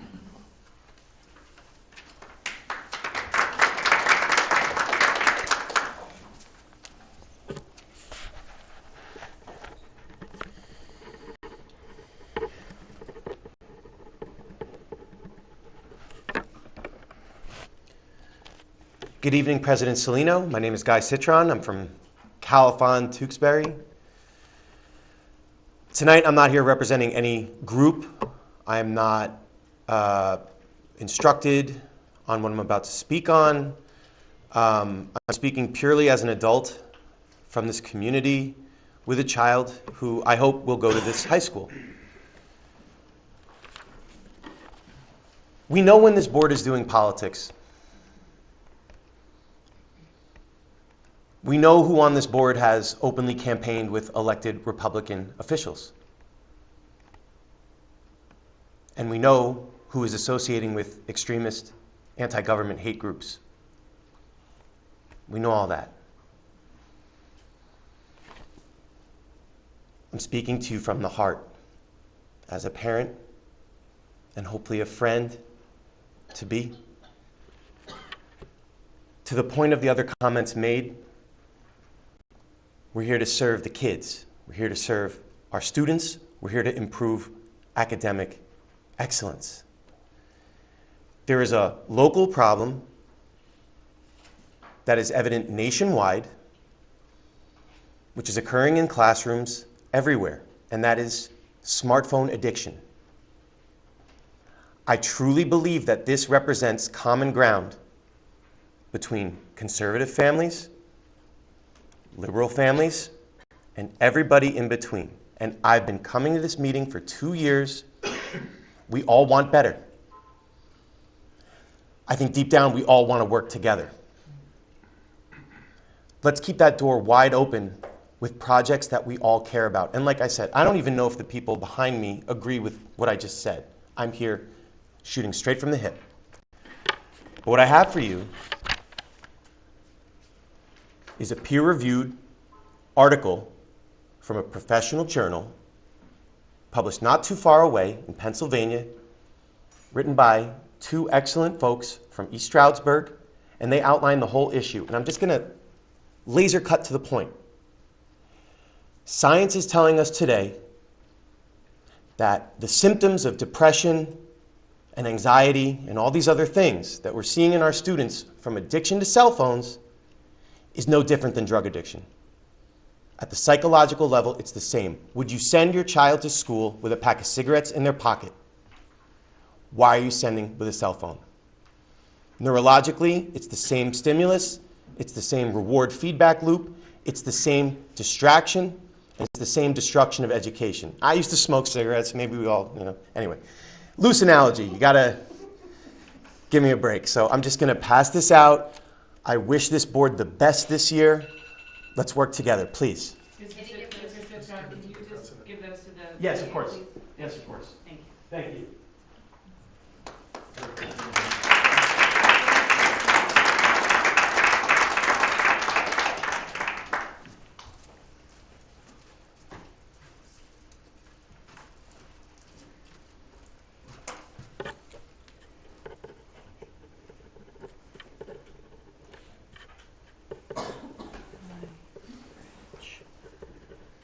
Hi, I'm Karen Gove from Highbridge, speaking as a parent, community member, not as a Board of Education member. A few weeks ago, you were trained on the school ethics. You signed the Code of Ethics. Tonight, you were trained on the roles and responsibilities of school boards. Please remember your role as a school board member. Please remember that politics have no place in school boards. You're supposed to be here in the best interest of the students and the students only, and not in the best interest of whatever political groups you may belong to. Thank you.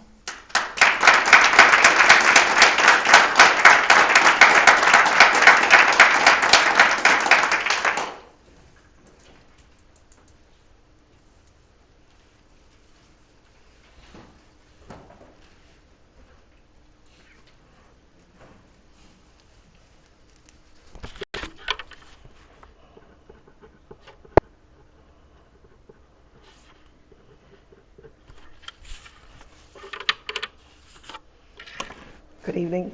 I'm J.P. LaBelle from Union Township, and I'd like to welcome Mr. Lordy as our new representative and remind him that he has very big shoes to fill taking over for Glenn Farbanish. Glenn was consistently equitable and resolute in sticking to the facts of an issue. He was always poised and very level-headed, no matter how heated the discussions would get or what the public brought up to the mic. I appreciated that he had the highest standards in ethics, and I agree with the speakers regarding the change of attorneys at this time. I'm very concerned that it was not, as Layla said, more discussed in the public as if there was a problem or something else or a reason why we really had to change them. You know, if there was corruption or something, that's a different situation.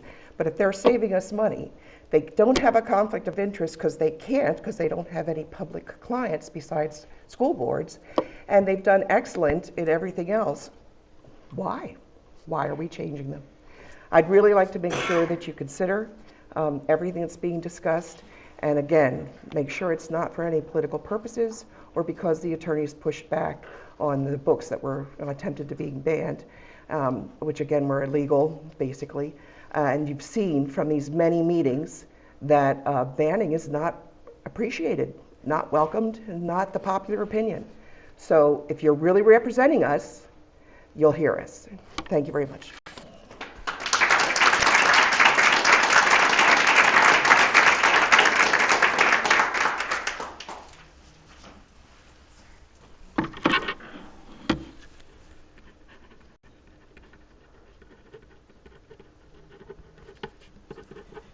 I'm another Highbridge resident. My name's Harlan Ettinger. The last time I spoke during public comment period, I apparently angered some others in attendance when I told you, quote, "We will be here meeting after meeting, watching what you do and listening to what you say." So I'd like to clarify. We will be watching what you do and listening to what you say in order to be ready to speak out during public comment period on agenda items that are important to us. Items such as retention of legal counsel.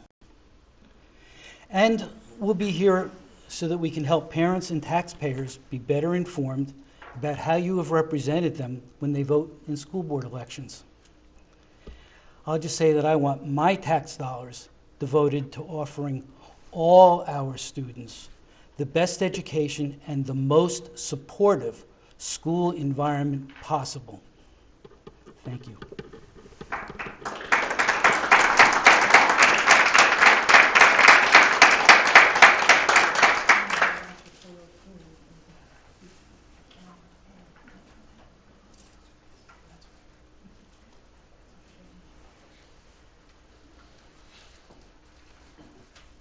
Is there anyone else for public comment?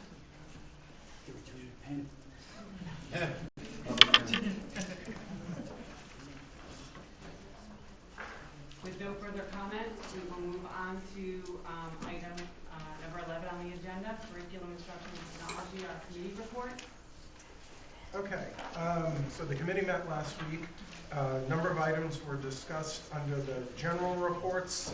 There was an interesting observation regarding an uptick in absences the day after Halloween. That kind of caught everyone by surprise, and that's something that I think we'll continue to sort of look at. There were 2 months of home instruction and continuing out-of-district placement data. Also brought to our attention was a review of the 2024-25 agreement with the person-centered approaches in schools. We apparently currently have staff trained in this approach in both buildings. The program is designed to serve and currently serves about 20 to 25 of our special needs students. It is a partnership between the NJDOE Office of Special Ed and Rutgers University to train staff and families to ensure positive transitions from school to adulthood for students with disabilities. They provide training in both in-school settings and transitions out of school as well. A question was sort of raised about this being a continuing agreement, and Jennifer Komorowski was able to clarify that now that the district has reestablished the role of Director of Special Services, she has been in the process of reviewing all contracts and agreements and just making sure that the practices, trainings, and things of that sort are current and up to date, and that's why it has come to us at this time. The committee concluded we'll continue to monitor any trends, outline data, generally supports the items that were presented there. Agenda item number 2 was on the non-public STEM grant. This is a grant. It's run by the state. It's a state-required notification for certified teachers to teach after school hours, after their contractual hours, at a non-public school. Could be a homeschool, private school, something to that effect. The idea is to offer highly qualified STEM individuals who are hard to get even for public schools, but to offer their services to private schools. A survey goes out to determine if staff is interested in participating and their availability, and then they look to match availability with placements and locations seeking that service. Last year we had approximately the number of staff members, 4 teachers, taught 331 hours after school. We pay the teachers and then get reimbursed by the state for those instructional hours. So that was just an update as to the nature of the grant, our level of participation. It's something that we're required to offer and monitor. That was followed by a report of the NJSLA performance report. So this is the grade 9 performance. Rich now had an opportunity, if you recall, several months ago, he gave our general report, which at that time was just our results. He's now been able to do county comparisons and look at other trends in the area. A number of findings. ELA performance tends to be consistently high across the county and has improved from year to year. Another thing that we always sort of have to keep in mind is that 115 of our North Voorhees students who are enrolled technically count within the Polytech's Magnet Academy scores, so they're not represented in our scores, but these Magnet students are represented in those academy scores, which tend to be the highest in the county, even though they receive their instruction in ELA and math and additional science through us as well. So it's sort of it's a double-edged sword there in the sense that we do a good job educating those kids, but their performance results unfortunately don't count for our district. Another observation is there continues to be consistent struggles among algebra, the algebra test for students across the county and the state. Additionally, another spot of focus is the grade 11 science scores. They also remain low across the county and the state. However, they are actually very high for those academy students that I was just describing a few minutes ago, who are students who are doubly invested in sciences. This is a junior level test.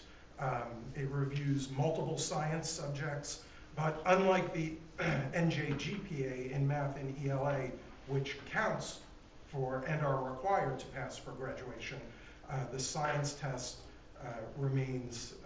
does not count for graduation, and that just complicates the student investment in that test.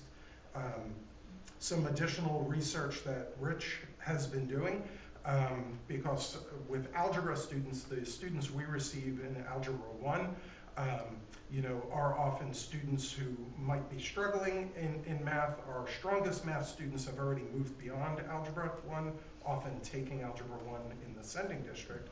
And there was an interesting data point that across our sending districts, some districts have 20% of their students having taken algebra, whereas other districts are as high as 65% of their students having taken algebra in 8th grade.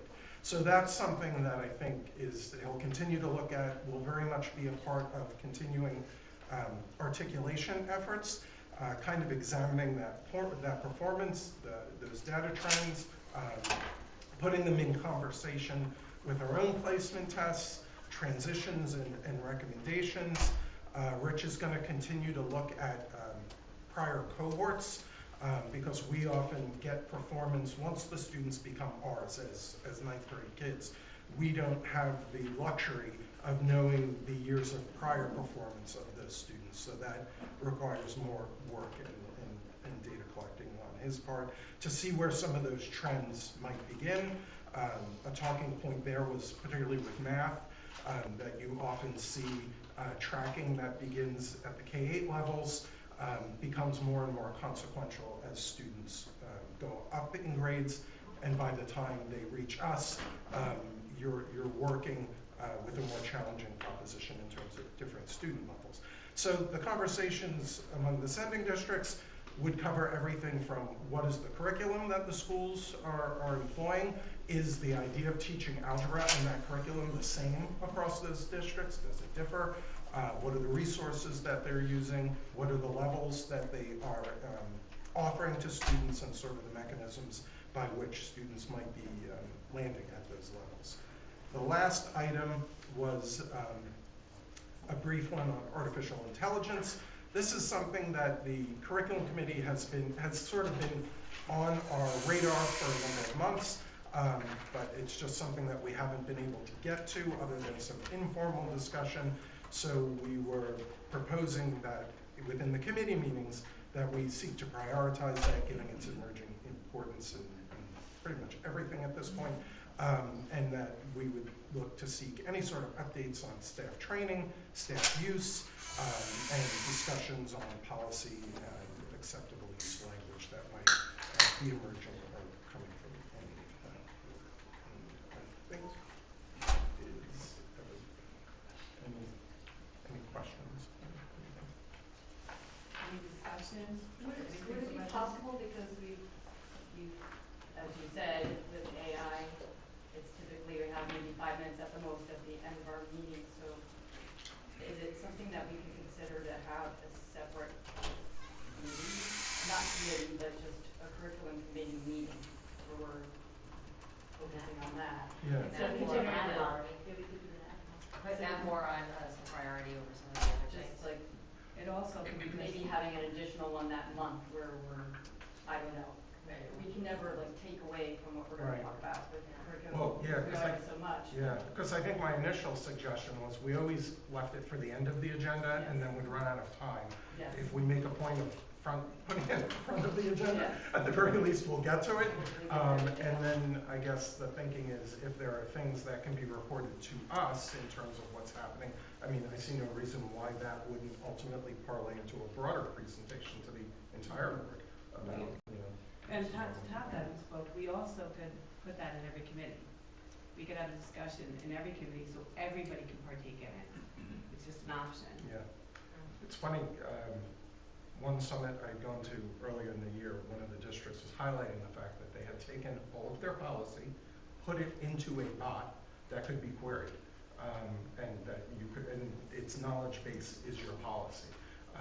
And I think ultimately having, and Rich was at the presentation where the Department of, the DOE Department of Innovation was there, and they are really sort of noting artificial intelligence kind of falls into 3 buckets. The platforms and processes that are student-facing, the things that kids are learning to do and utilize those tools, staff productivity, the ways that it can streamline that work, but then more challengingly, the way that districts themselves might be using it for communications, for efficiencies, you know, from everything from scheduling to other processes where it can assist and alleviate a lot of work. Bridget, another piece I don't know if you wanted to comment on was the rid of the order. There's a really good question about the honor roll.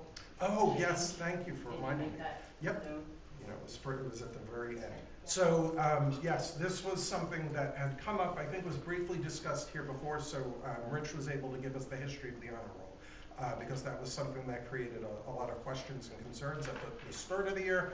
The backstory is that when the school was on a letter-based system, the honor roll process, or at least designation of honor roll at that time, was B's and A's, and there had been a move that once the district moved to a number-based system, they were going to sort of raise the rigor of honor roll, and I think it was going to be like a 90 for honor roll and then 94 for high honor roll, but it just so happened that when the school did transition to number-based grading, the policy that had been intended, or the practice that had been intended, never followed suit.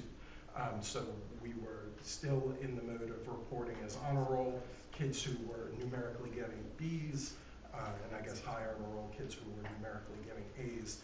This year, was the first effort to sort of abide by the plan to raise the challenge or the rigor of honor roll. And I know that created a lot of questions, confusion, clarifications at the start of the year. And so in retrospect, it was one of those things that probably needed to have been communicated more aggressively so that folks weren't caught by surprise.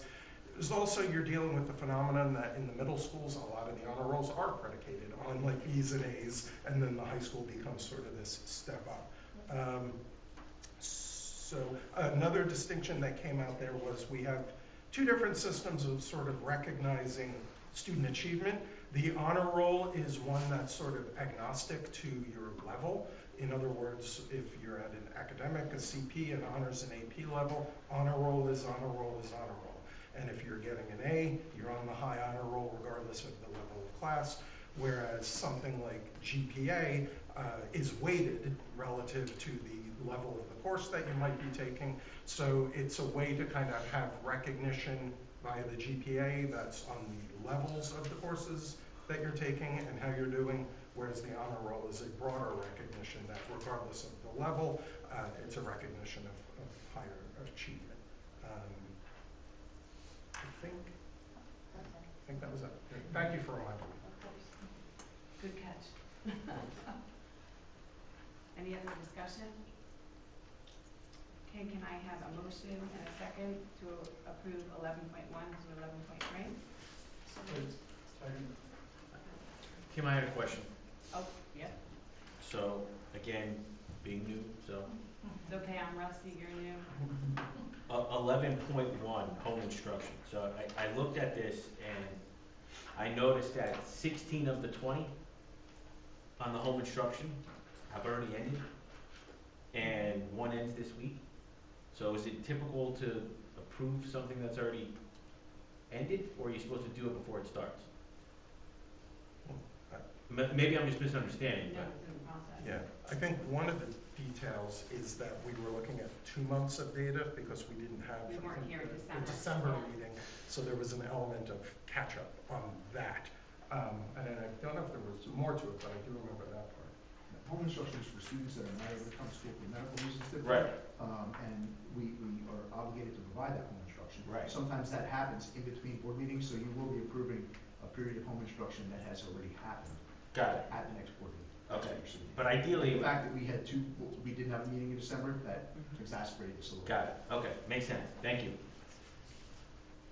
Sometimes, just one thing, sometimes they're very short term. Right, I noticed Like that. somebody breaks an ankle and they can't, or something, that's a bad example, but Right. it's a very short term, so the entire home instruction can take place between two. Between meetings. Right, makes sense. Okay, thank you for clarifying. Yeah, sure. Any other discussion? Are we good? Rich? Everybody?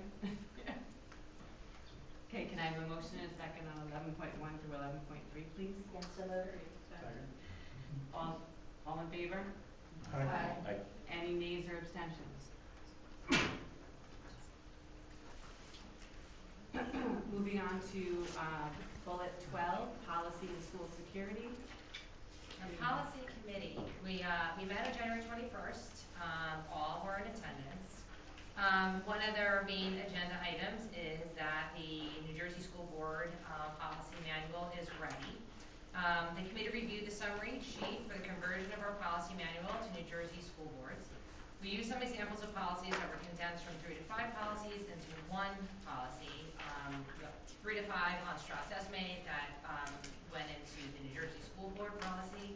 The committee decided that we would review 3 sections of the new policy per month. So we had a discussion, we were kind of trying to figure out if we should just approve it and then implement it and then go through it, or review it prior to implementing it. So we kind of made a decision as a committee that we were going to do 3 sections at a time, and hopefully we should be done and ready for June. Am I saying that right? That's right, yeah. Yes, June. May or June, depending. Rich Burjax has a few highlighted areas that need to be addressed in the new policy manual, and then figuring out the upload of the manual to the policy and security folder for all of us to be able to go through and look at everything.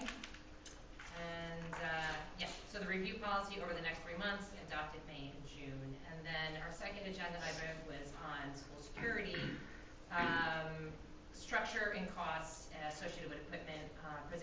The admin presented additional information at future meetings for continuing to improve our security systems. So that has to be kind of under little key. Any questions? Any discussion? One question, maybe 2. You shared, I think somewhere in the minutes was that sort of breakdown policy by policy. It sort of did that comparative thing. In a number of the notes it said something like policy replaced, regulation retained. And then there were a number of them when it said something to the effect of like regulation not retained as per North or something like that. I didn't quite know how to interpret that note. So through the whole process, there were questions that the representative from school boards who was working on our policy conversion would come up and have for me. There were regulations that were completely outdated. Gotcha. And so some of those, we said we don't need that anymore because it doesn't even apply. It hasn't applied for sometimes in some cases 20, 30 years. Yeah. Okay, thank you. The other question is, as the work goes forward, I remember last year when I was on the policy committee, it was the strategy of how we're going to do this. Is there a way through that spreadsheet or that mechanism where any of us can actually see what the school board policy is that's aligned against like our current policy? Yeah, so that's currently in the policy committee folder for 24-25. Okay. So, and the whole board has access to that. Okay. We just put it in there because we didn't want to put it somewhere generally. Yeah. But everybody has access to that. So Okay. the policy committee will be doing that. There's 9 sections total, so we'll be doing 3 sections in 3 months. But so the sort of thing, like if looking at that, there's a question of, some decision to be made, any of us would have the ability to look at what the school board language is versus what our current language is. Yeah, because our current language is up on the Right, website. yeah, it's available. And then proposed language, until it's adopted by the board, is available in the policy. Okay, great, thank you. The general conclusion, Brendan, I think, was that we didn't want to adopt a document we never read. Right. Yeah, I remember that. But the process is not an attempt to get it perfect. Yep. It was to kind of flag things that we, or the policy committee members will have different views and angles of it. Yeah. Kind of flag is, wait, we need to talk about this one. Right. Yeah, and I think my thinking was I didn't want to sort of have to throw questions at the policy committee if it was something where I could just look at the language and, oh, okay, I get what's going on there. And you'll see when you go in, you'll see that there's policies from school boards that there's multiple. Correct, yeah. So, and they've listed Yep. that for Yep. you, so you didn't go in and see that, Yeah. they did a good job, so. Okay. Okay, bullet 13, Finance, Facilities, and Transportation Committee report. That would be Mr. Stanton. We met on January 21st. All members were in attendance. First agenda item was the 25-26 budget. Katie gave us an update, basically just letting us know that it's underway, it's in the process. There's still a lot of information that she's waiting on to get kind of clear projections, but she's working diligently to get it done as quickly as possible. So that's in the process. So, the second item was we talked about capital projects and the long-range facility plan.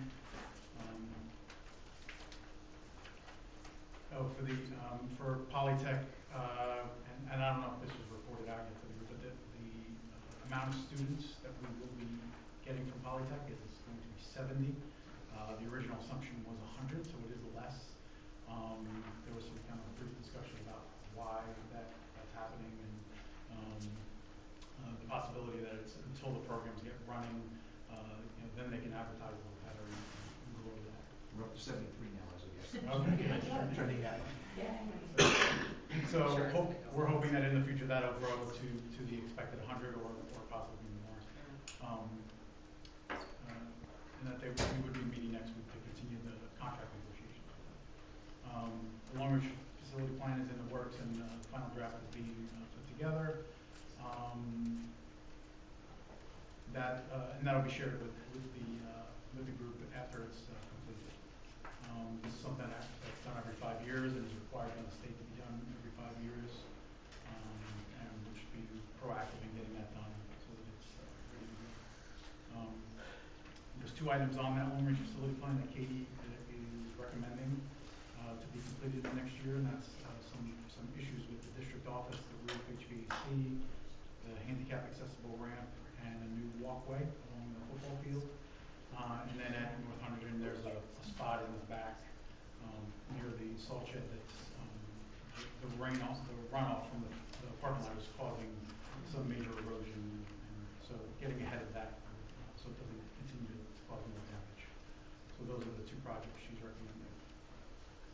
The New Jersey Energy Clean Energy Grant. This is the work that we've been working with Honeywell on.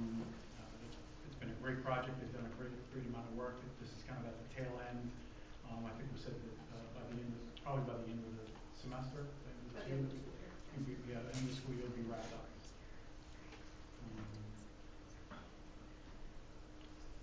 And the third item was the business office staffing continuity. So Katie just reported on who's going to be her replacement while she's out, and an assistant PA. So Doug Chanik will be starting on February 18th, and the assistant PA will be starting on the 3rd. On the agenda items, the FFT committee reviewed them and recommended the BOE approve all the items on the agenda. Anybody have any questions on those items? Go ahead. Yes. I had a question, because I saw it in the minutes, and I'm actually interested too. What was the topic of discussion regarding parking at Beaverbrook? Oh, I don't know. I mean, Rich, he was concerned that there was, or did you Want me to talk about it? Yeah, sure. So, a resident had brought to my attention that they were parking at Beaverbrook because they were not a senior and paying to park at Beaverbrook and happened to walk across potentially dangerous conditions to get to the school. So I mentioned that, hey, do we know exactly, or do we have, is it quantified how many of the spaces reserved for seniors are actually being taken? And if there's any spaces available, if there may be some sort of lottery system or whatever, just to make sure that we're using all the spaces and, you know, have parents potentially avoid a safety issue there, or they're actually paying Beaverbrook, I think it's $75 a month to pay there. So I just brought it up and to see if there was any possible solution. I'll put it on everyone's radar. I think Rich reported that he wasn't aware that was going on. So yeah, I can fill you in. Outside of this, we're trying to still find out who an exact contact is. We finally find a form that students are filling out, but there's no name, there's no phone number.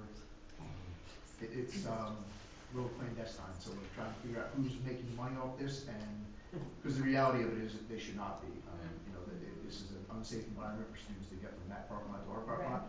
We would usually have it in the springtime. When I was over at the building, we would always have to crack down on it around the springtime. But township police would always help us by going over and give them warnings, start with, and then if need be ticketing. But if they're paying for it and it's within the code, the township, Are we talking about the parking lot at where like the shops at Beaverbrook Yeah, are and the exactly. Ingersoll and Rand building? Yeah. right on the other side of our head road. Yeah. Right. By the Okay, baseball field. all right. It's not in, it's just the Beaver, it's not it's not No. development people, it's that complex. That's not 100% clear, but that's where they're parking. Yeah, in the It's complex. just not 100% clear who's charging them, so that's what we're trying to do. Yeah, I don't know that either. We have some research to do, and we're still doing that. And if it ends up being an enterprising student after the disciplinary action, maybe an NHV recommendation. But from that same standpoint, have we thought about whether to create a better environment for students to travel from there to the high school if we were willing to use some of the space at that? We did actually, years when the Polytech project started, feel free to jump in whatever you want. Katie and I actually worked with the property manager for that Beaverbrook site, who was negotiating with us to have parking over here. And we said we could use anywhere between 50 and 100 parking spots. So number one, they wanted $75 per month per parking spot, so it would have been like $75 grand a year. They're getting that now. They have that many kids. But the other part was when we talked to our architects about building a safe ramp between that. Number one, the property line, half of the hedgerow is on Beaverbrook's property line, half of it is on ours, so it complicates it because we have to have two property owners' permission to do it. Number two, as a school, obviously it would have to be handicap accessible. By the time we looked at the scope of the project, it was big. And what's turned out is, even with construction going on, we don't even have the parking yet that Polytech will provide. We're still okay. Greg did do, I asked Dr. Cottrell to do an analysis of parking on the campus. And I can share that with the committee next month if you'd like. But basically, how many spots do we have? How many are used? Or how many do we have to at least have reserved? Especially, we can't use every single spot every day. It's not possible. we have events like blood drives and things like that where we need some parking to be able to host those events. So there are some days the parking lot might look like there's some empty spots, and there's other days it doesn't, and it varies back and forth. And we have to make sure that we ensure that we have a spot for every senior. That has always been a privilege that, we don't want a senior who gets their license in March of their senior year to not have a spot because we gave them away to other juniors. So it's not an easy topic, but we are working on it, and we're going to get some more answers as soon as possible. One other question, and if we have discussed this before, maybe I missed it, with this Polytech cohort of now 77 students, who I'm assuming that cohort is going to be a freshman cohort. It is. All right. And I guess, I don't know, how are we looking at impacting scheduling and class sizes and things like that, now that there's... As those numbers are coming in, those are things we're starting to address now. Class sizes will be the issue. We'll be doing tallies probably middle of February, right, Mike? Preliminary tallies, end of February, we'll get some space there. Once we do those tallies, we determine how many sections we need. We're going to see how these students impact that. As far as the scheduling, they will go through a normal schedule, but part of their rotation will be in the Polytech building down here. Yeah, okay. Any other discussion? Yes. I just have a point. Katie had put in our drive photos of some of the finished projects. So if some of the and so this is a proposal to basically say that required by law, you have to include the schools in some brokering of that deal or being the recipients of something from that. It is, and it's with the file code 3210, so, and Verona had proposed it, so exactly, it hadn't been in the past, but going forward, the proposal is that all, under the new pilot, all new has to have a communication between school districts and the stakeholders along with the municipalities that are granting these variances for development. Because sometimes those deals will be 10 or 15 years long, and the school is not getting anything from them. Exactly. Yep. So Despite that's the new, fact that that came out of delegates, so Okay. so that was kind of exciting. So that part of the whole, we'll have that also, because as a district, we're seeing the growth out here. So it'll help us in our strategic planning, for 5 years out. And that was it. Does anyone else have any other questions? I just have a question on that. So in the context of the demographic study that we're going to be doing, does it make sense to get any input from municipalities as to whether they have approved plans for developments? So that was one of the options we elected to get from our demographer. Okay. And so he is looking at, I think he calls it an advanced building planning analysis. Good. So they're looking at all future developments, things that are proposed and approved. Okay, great. Perfect. This study is started? The study has started. It took a little while just to get all the data from everybody that we needed to get it from, a lot of our semi-districts, and we worked with them.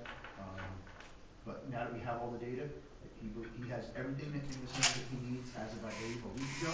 And so I anticipate, probably maybe next month. If not next month, it'll definitely be March. We'll have some report. Another quick question,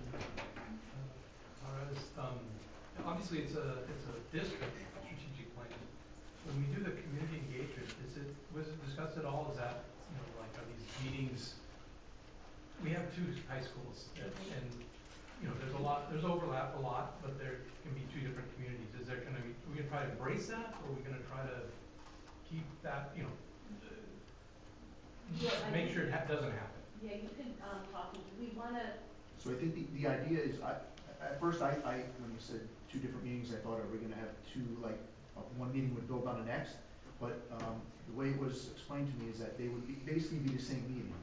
And he would take the input from both of those meetings. If one of them was at Voorhees and one of them was at North, it might be more convenient for someone from Tewksbury to do it than one at Voorhees. But they're going to have the same amount of input as someone would have from North. Or it might just be that somebody can't make it on the Tuesday night, they can come on a Thursday night. So they can go to either school. It's not school specific, but he's going to collect the data, the qualitative data from these meetings it'll be the same data that he's collecting and compiling. Okay. And then one of the recommendations was also to reach out to the boards of the K-8s, so that we have, so we're trying to find as much input from all of our stakeholders. So that was one of the recommendations, to have at least those boards or someone of that board participate in our pods and the data gathering as we build the strategic plans. And I also mentioned at our superintendent's articulation this past Friday, and they said they would definitely help us with getting information out to their parents. Because again, if somebody has a student in 6th or 7th grade, this is really important for them to be involved. Yeah. Yeah. And we'll have an RSVP, right? Yes, an RSVP. So we'll have to work closely with your departments on getting the communication out there. So Once we get to that point for stakeholders, we'll probably do a Google form or something of that nature and make it easy for you. And one of the questions that came up, Ken brought up about RSVP, to make sure that stakeholders are part of our community. It doesn't matter what category in our community are, but that you're vested in the district. So the 12 sending districts, in the schools, not getting input from outside our community. I think it's great because it's going to show a sense of unity with the community and being able to, get those positive changes and feedback that we need to go forward with the strategic plan for the next 5 years. Correct me if I'm wrong, our previous strategic plan, it was modeled similar. We had a meeting at both schools. The last one that we actually did, we didn't have any meetings. It was a shortened version that the school boards offers called the 3D model. And I think there was one virtual meeting, but it was. Okay. I think Brendan This needs is to great. participate in Yeah, that, the one I right? participated in definitely had a meeting at both, but I don't remember which year that was. And there I think was. that was the one before. Maybe That's it what I'm was. saying. Okay, yeah. So we've definitely done it that way. Yeah. The last one was like sort of a, let's. was COVID. Well, and we didn't finish a lot of the, Yep. we didn't finish the 5-year plan that we had done the previous time, so we just did the 3D model to try to continue a lot of the goals. But this is great that it's extended to both schools, inclusive, and it's great for, like you said, for parents if we can't get there to one meeting. And we can go to any meeting, like if we were in that area, we could be at Tewksbury or Voorhees and vice versa. That's nice. It's perfect. It's going to be If exciting. I can add too, because when I was at workshop in October, I attended a strategic planning session, and they showcased Denville School District's way of marketing, which we're applying a lot of this here, but what really caught my eye was the students were involved in creating a video to capture everybody and marketing. A fabulous idea. Yes, marketing. I love that. Yeah. And then I guess for our next meeting, I don't know, when they talk about a slogan, something, so as a whole, we should come together and figure out how we want to market it. Yeah, that's something I think we should probably come out with sooner than later, so we can get that out with the surveys. Like, we want this to be branded right from the beginning. So we can just do that, do some communication with all of us. Maybe you can put like some of the examples that Brendan got.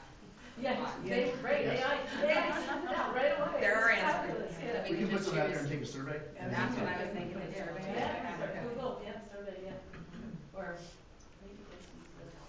Karen, can I just tap in on the committee report, and just mention, if Julie understood now, can we add the meeting time on there, the time of the meeting? Because when you go in, you don't know. Okay, yeah, we were adjourned. We started right at 6. At 6 p.m. Yeah, we started right at 6 Yeah. and at 6:45. Thank you. But we'll put it on the front. Thank you very much. Yeah.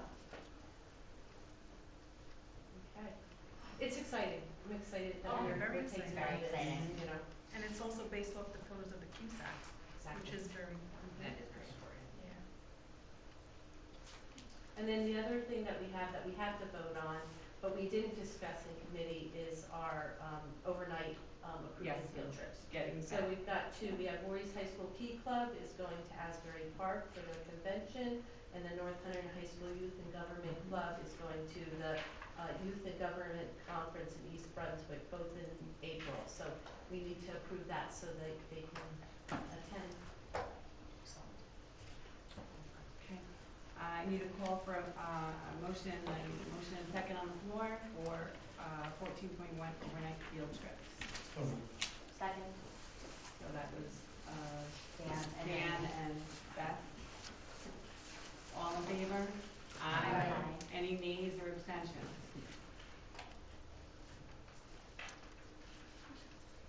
Okay, delegates reports, Tara, do you? Yeah, so I touched upon one, but is it right if we create a folder, because the delegate handbook is really large? Everyone has access to it under your school board. You can go into the delegates and you can read the whole, it's like 180 pages.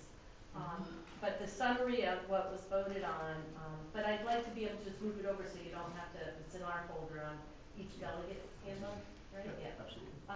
So there had been seven resolutions that had been proposed, and that was one of the other things. We haven't, as a board, but in the future, if there's something that we want to propose on changing verbiage or something like that within the bylaws or the resolutions of school boards, we as a board can do that. We just would have to do a formal submitting of the process. So there were 7 resolutions that were submitted, more than that, but 7 that were voted on, and they whittle it down. 6 have been approved, 1 has not been approved. There was a change to bylaws, Lopatcon in Warren County, but one of the ones that, resolution number 2, was proposed, and we brought this up about this newspapers, and that's, so we are allowed to, the resolution was approved to do electronic notices, and that includes all notices, both for, but not limited to regular meetings, special meetings, and public hearings. It doesn't have to be in printed newspapers. So that was out of resolution number 2, and it was approved by the Delegate Association. One of the other ones from Kip Tinney Regional was excused absences for military enlistment. So New Jersey has required absences, and students that are partaking in military training and that have to be absent, it won't be held against them. So that resolution was approved. So if we have any students in the future that are committing to the military and have to be out for training, they're not going to be dinged for not, being in school for the absence to graduate. The one that I brought up, and this one will be interesting, and I thought, Dan, your committee can take a closer look at the one. It's the resolution for out of Verona regarding payment in lieu of taxes. And starting forward, there has to be communication between municipalities, the towns, and school districts. So that way we're aware of any type of big, large developments coming that may impact us. And then there was a couple others that had been approved. It was just on verbiage in the handbooks, but no other changes to bylaws. And everything is in there, and there's a summary, but I'll make a folder, so if anyone wants to read through the whole resolution, certainly. Well, actually, they meet twice a year, Mhm. and I think Tara and I are really, I could feel Well, we go. yeah. You guys should go. It's worthy to hear other boards, their discussions, and a lot of boards posing, resolutions, and that's something we can do. We can use that, so that platform. So it's something. And especially now that we're using school boards as policy, when we want to make changes, we'll propose it, and they'll make the change to the policy that school boards. I mean, ours is tailored to ourselves, and school board always maintains, like local boards of education should exercise existing statutory authority to develop curricula that reflects the diversity and distinct needs of all students residing in their communities and support state educational standards. But if there's a big change, we can make a proposal, and then the whole delegate assembly will vote on it. So it's kind of nice to get the feedback from many, many stakeholders. Thank you, Tara, for that lengthy report. It was a lengthy report.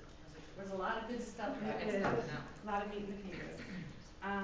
Okay, moving forward, 15 is the delegates reports. We're just finishing. I just want to mention that Thursday, January 30th, this week, is the Hunterdon County School Boards meeting.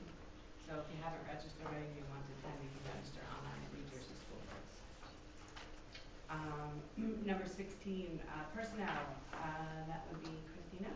The Personnel Committee met virtually last Wednesday, and everybody was in attendance. It was January 22nd, and we discussed the personnel agenda. Thank you. Short and sweet.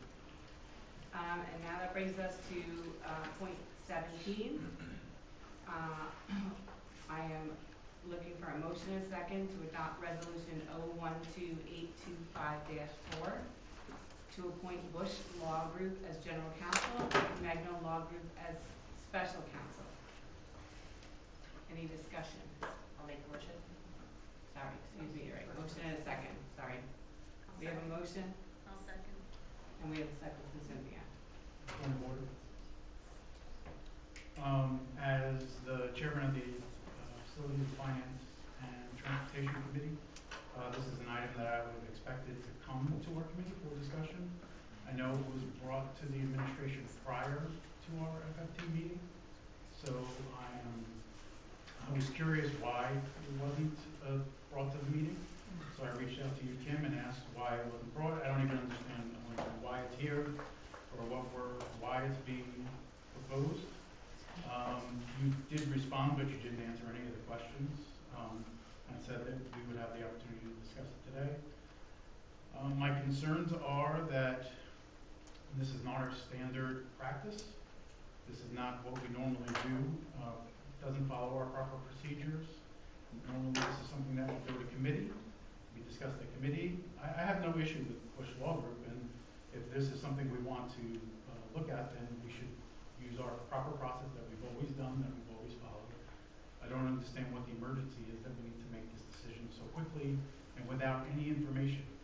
I would assume that the board members that are new, who have no history with the attorney, I don't even know how they would vote because they have no information and we don't even know why we have this resolution here. So it has that you talk about that. I'm also concerned about the cost to transfer from one attorney to the other. Comengo would have to transfer all current issues and information that's going on to the new attorney. So we'd be paying countless hours to 2 attorneys to transfer all that information.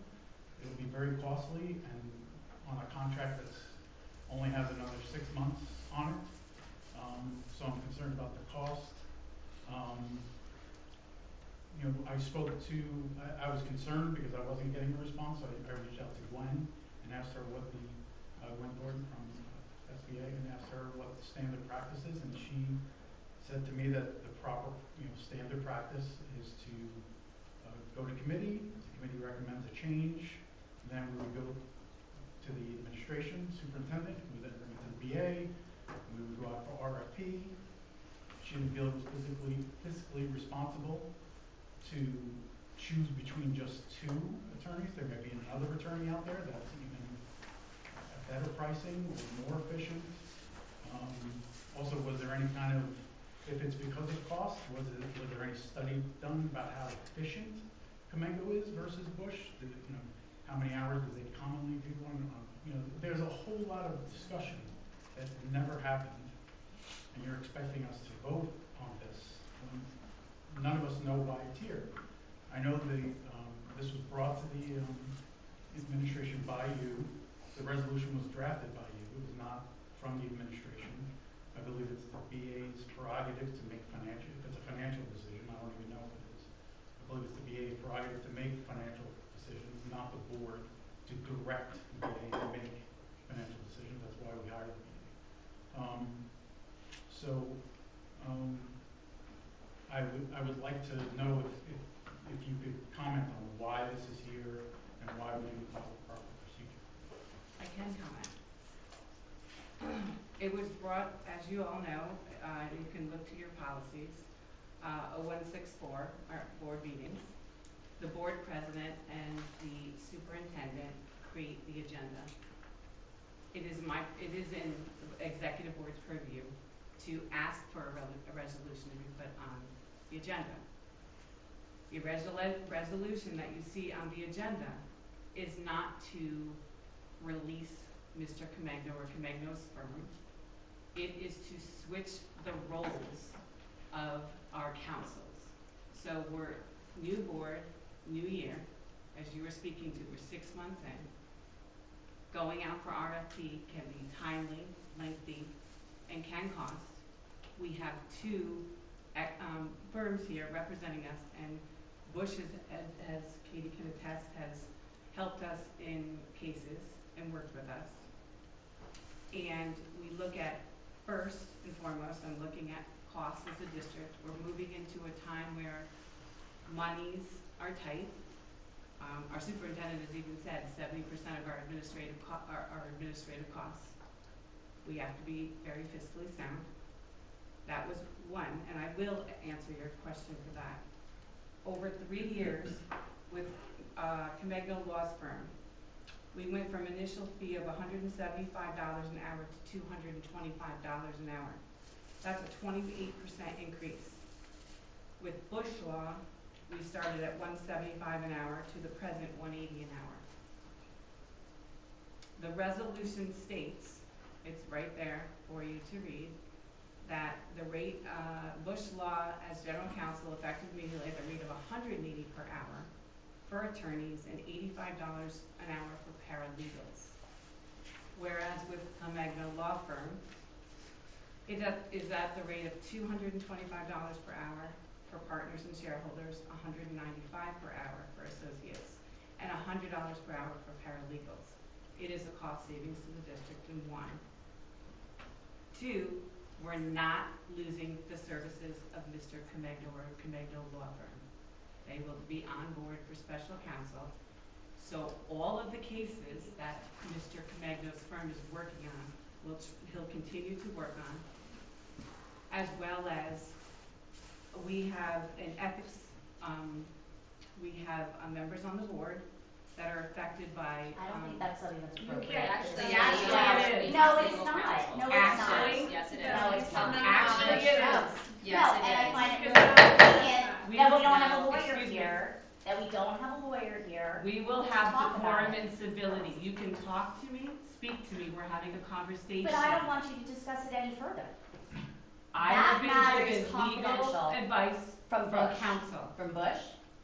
It is From public Bush? to state, I'm not making, there's no names being discussed. There is a ethics complaint on the board, and Mr. Comegno is servicing that. It is a potential, you look at optics, potentially of the district, that is a conflict of interest to the rest of the board, or the board as a whole. So that is why we've asked, we're in the middle of the year, not to go out for RFP, to switch the roles of the council. This way, before you laugh and. This is so manipulative. It is manipulative. Let We me- know what the underlying purpose is here. Excuse me, No, let me wait, finish. no. Wait, we are in a public session here. I'm not We're talking to allowing you, I'm one talking to our person resident. One person at a time. Okay? Everybody can have their turn, there's not a problem with that. I We don't- wanna hear you, we wanna hear I you, we don't, wanna hear I don't everybody. need you to We control just me, heard Nicole. this. She's the We don't president. have She to- has the gavel. We Right, do- and we she asked have- you to stop. I asked you to stop, I asked everyone, please. It's civility and decorum. We are adults here, we can have conversation. That is why it is here on the table, right now, for the full board to have this discussion. I would appreciate that every single board member speak in their term and their time, and just speak to me. There's no reason to cackle, be catty, or name calling or other. It's inappropriate. Can you respond about why it wasn't brought to the FFT committee? Or anyone else.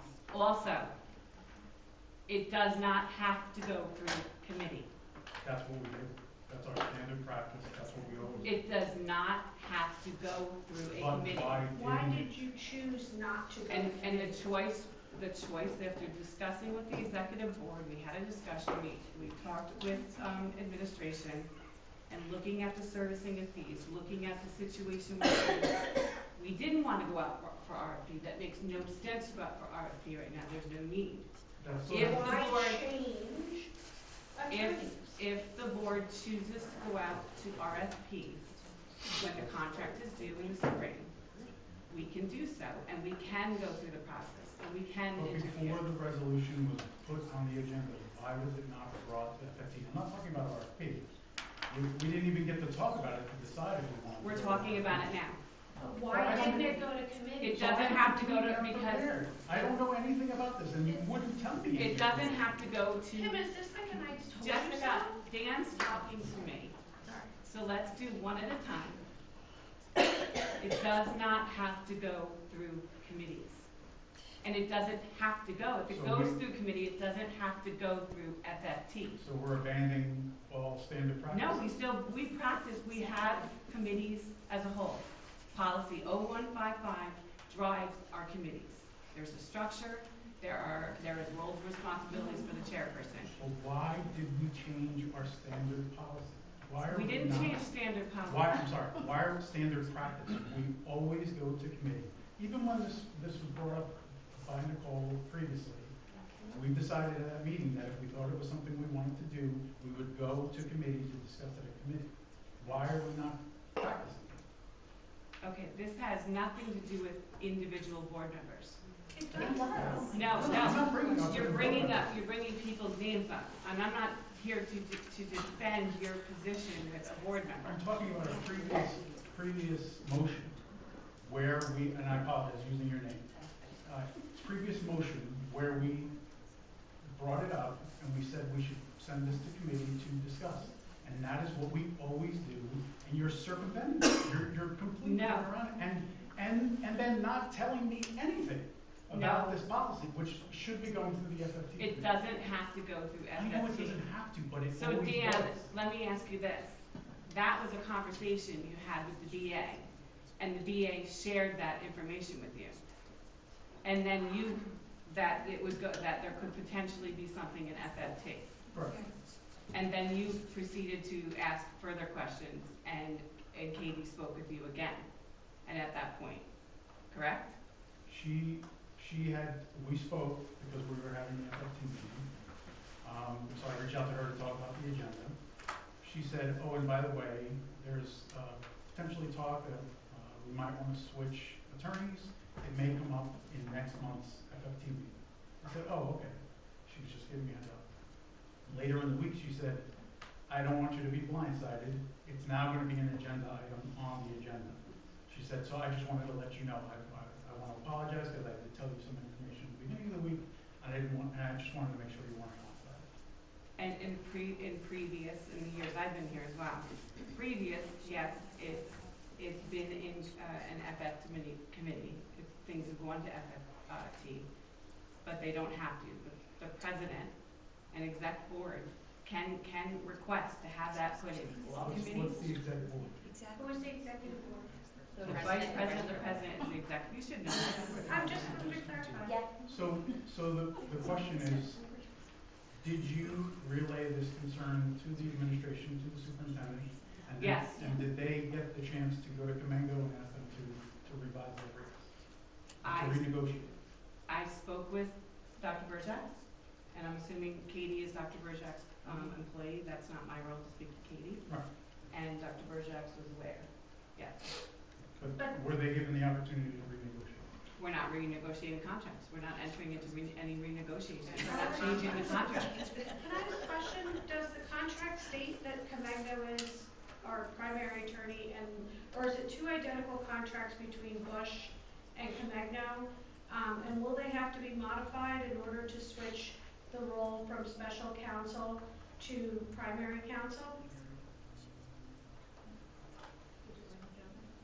So I don't know particularly about the contracts. Well, we have to have new contracts signed because now someone's in a primary position Yeah, I'm versus assuming a the special contracts are position. different. And if we're re-signing contracts, why wouldn't we go to the full process? Contracts will need to be amended, and there is termination clauses in these contracts. I just want to make it clear that these are not at the recommendation of administration.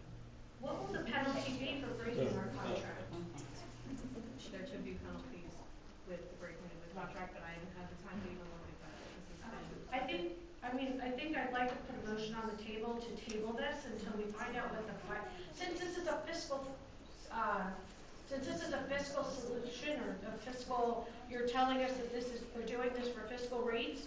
If there's a financial penalty to the district for canceling or terminating our contract early, we should have that information before we make this decision. Do you know the information? I have been in touch with Mr. Bush. I have spoken as well as the VA has spoken to Mr. Bush. What about Comegno? That's So what we're speaking of. I'm assuming the administration has spoken to Mr. Comegno. No, she just said no. No. I spoke to John just to let him know that this was going to be happening. Yeah, and I did too. But that, I didn't ask his legal advice on this. Right. He was, Not legal advice, but we have a contract. We signed a contract in January to have service, or signed a contract last June or whatever it was, to have services run through June 2025. If we break that contract, there is a penalty to the district. It is a financial penalty. Why are we breaking a contract 6 months into a contract? What is the eminent reason? What is the justification for switching the roles and now incurring a financial penalty? Saving $50 an hour. It's or- not. It's We not. have, it does, and we have an attorney at every meeting. We do not need an attorney at every meeting. The job of the attorney, we do not. The job of the attorney is not to mediate between board members being disgruntled at the board table. But we could easily change that. We could easily say, we would like it that you not come to every meeting, and we designate the ones that they come to. That also addresses the issue, but we haven't even proposed that because we weren't given the opportunity to speak. Well, that's with the something committee. that we can address in board norms. We're gonna have that board norms with Patricia, and we as a board can decide operational procedures. But you're changing what we're having an attorney. Now we're no longer. Are you telling us we're no longer going to have an attorney at every meeting? I said the attorney does not have to. It doesn't have to be, but if we're incurring billable hours in future meetings, are you now not going to have the attorney at our meetings to financially save us money? Is that your decision? my recommendation would be for that to go through FFT on whether or not you want an attorney. I mean, this is an impact to the point. entire district. We had a discussion. We did have a discussion. Who? We're a board. Excuse me. Who? Board leadership did meet. I'm sorry. I'm sorry. Didn't we just have Patricia Reese go over? Look, you shouldn't have put this on the agenda if you didn't expect this to happen. Period. Expect to be attacked? No, I Yes, expect because nobody knew about this, and what you're doing has never been agreed on. Beth, what I expect is to have civility, decorum, and have a conversation. That's what we're having here. In the entire board in what you're That- doing. Your executive committee.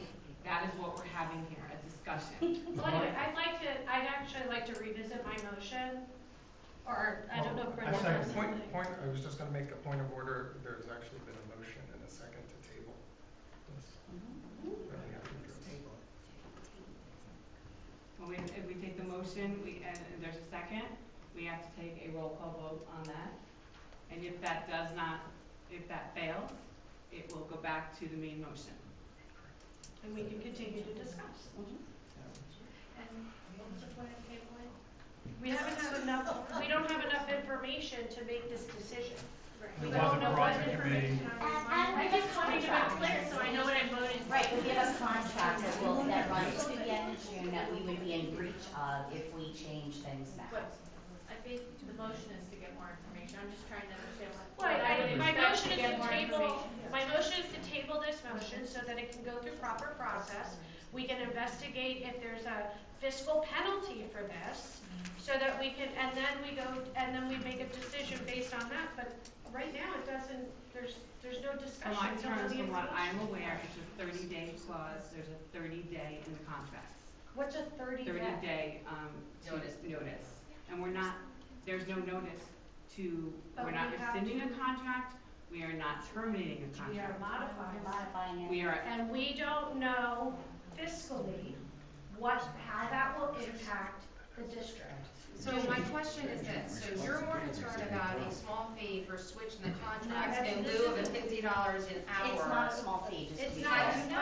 Attorneys Because I don't deal charge with lawyers small all the time. fees. It's not, it's thousands. It's thousands to get the other law firm up to date, to get all the files transferred over that they have, even if they're not current.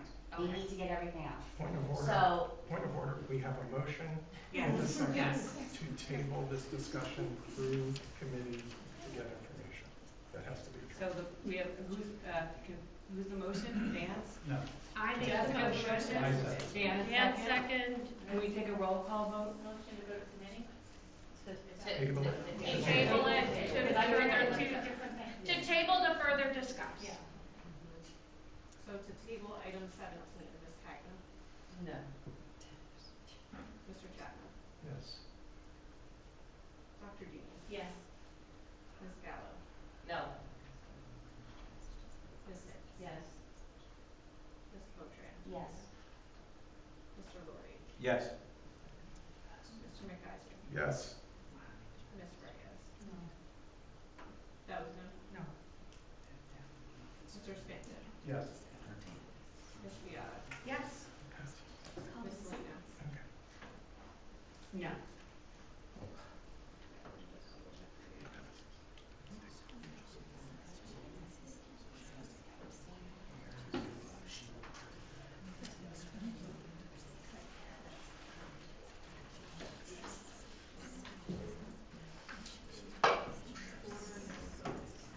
At 4.1.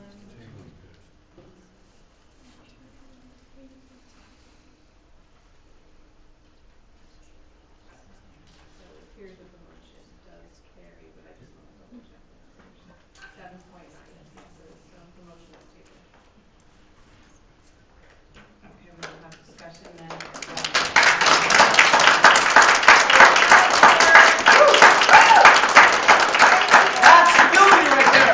That's how a board's supposed to work. I will ask that we have Yelling. So, tabling this, we will have this discussion moving into committee. Okay, I make a motion. I need a second to move it into every committee to have a discussion. So moved. I'm sorry, I'm not understanding what the motion is. I'm motioning, Dan has it in FFT. I'm making a motion to have this discussion continue so everyone's privy to it and have it in every committee Next month. next month. I need a second. So Nicole is the first. Nicole's the motion, or first, you're the, Second. Cynthia's second. Just a question though, again, going back to the way we typically work, is that it goes to the FFT. It does Committee. not have to go to Okay. FFT. Understood. Okay, but we would in other situations where we discuss contracts for professional services, they have gone to FFT. There are committees here where it's not relevant to have this conversation. So my question is, why would we have every committee discuss it separately where there is no overlap? Why wouldn't we have FFT or another committee The discuss it overlap- and provide a recommendation? The overlap is all board members will be privy and contributing. So it is transparent, it's in all committees. Listen, So it's appropriate for like community to have a discussion about our law firm? the motion is on the floor. Right, and I'm There was a discussing it. second, Right, we're having a discussion. and I'm saying, Okay, there was a motion in support for it. yeah. So that is I'm asking for that. I think it should be in every committee. So you have a motion and you have a second, so we need a roll call vote. No, Wait, wait, we're discussing. discussing. This is discussing. So I like the idea that, because I've always been frustrated by individual committees that you're not on, but there is every other piece of business that we do that does not occur as the board as a whole, which is basically what you're asking for, is that this is discussed as the board as a whole, because it's every committee and everybody's on it, at least one committee. It affects all of us. I have a question though. Everything If it affects goes all of into us. all the committees and it's not, then it becomes a quorum because it's the same topic. That's why we have committees and it's not a quorum in the committee. It's not a quorum in the committee.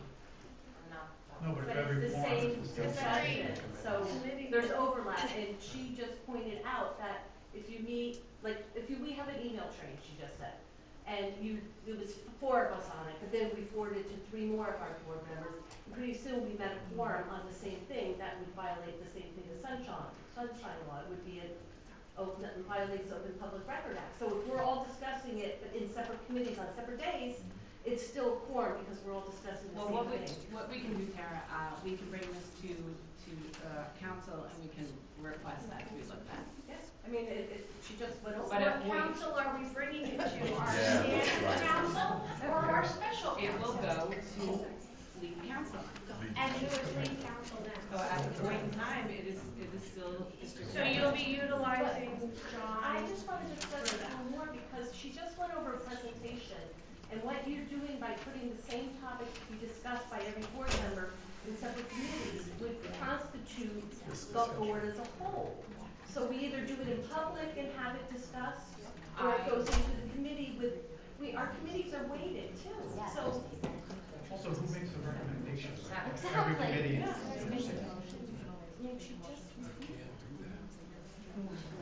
I mean, it would be really nice to have an attorney here to discuss this.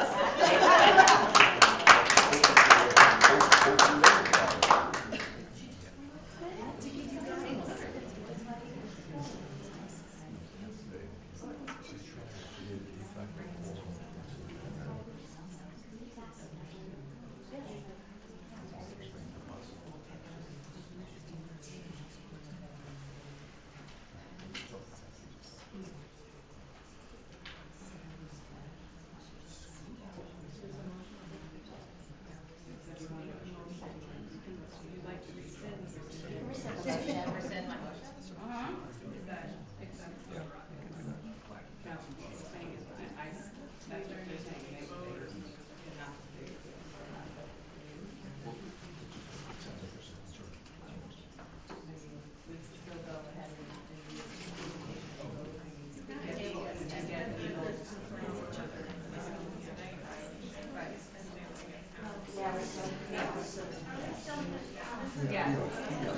It's just not an open discussion.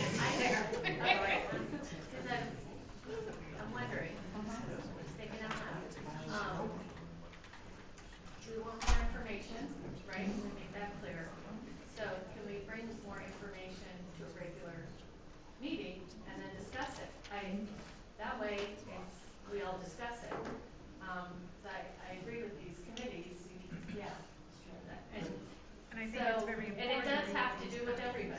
This has to do with everyone. We're a board. So we all should be privy to our attorney conversations. I would comment that we do that with every item. It's not unusual. We have committees that are tasked with making a recommendation, discussing, investigating, asking the right questions, make a recommendation, comes to the board and then opens up for discussion. And at that point, so it's not that anything is actually kept from the board as a whole to vote on and to ask questions about. It's just that this board has adopted a strategy whereby we have committees who are on point and they bring back,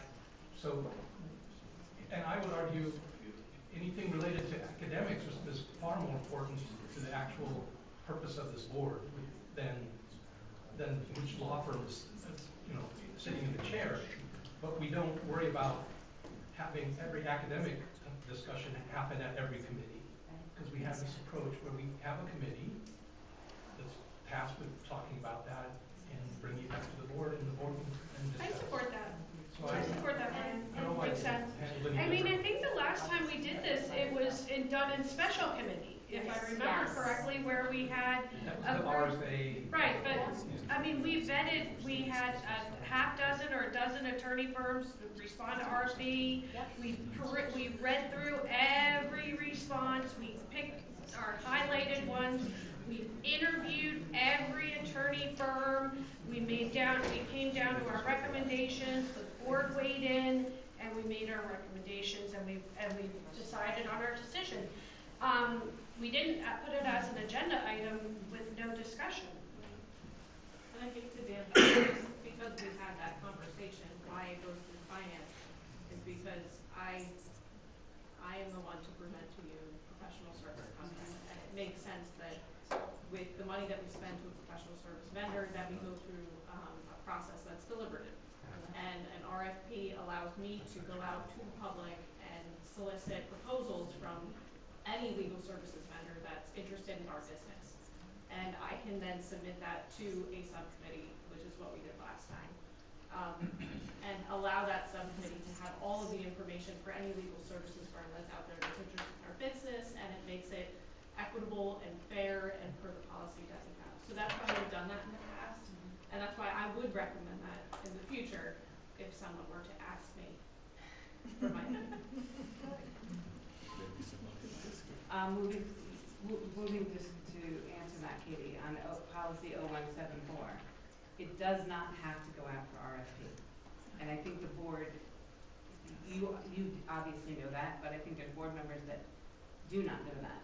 And what I'm looking at here as coming in and sitting, it's board operations, it's looking at being inclusive and being transparent and letting everyone have a discussion.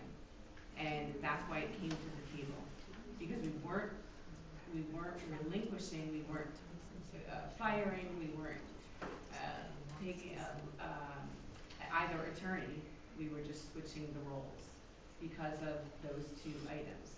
Can I Because of what two items? Can I make a point? Financials.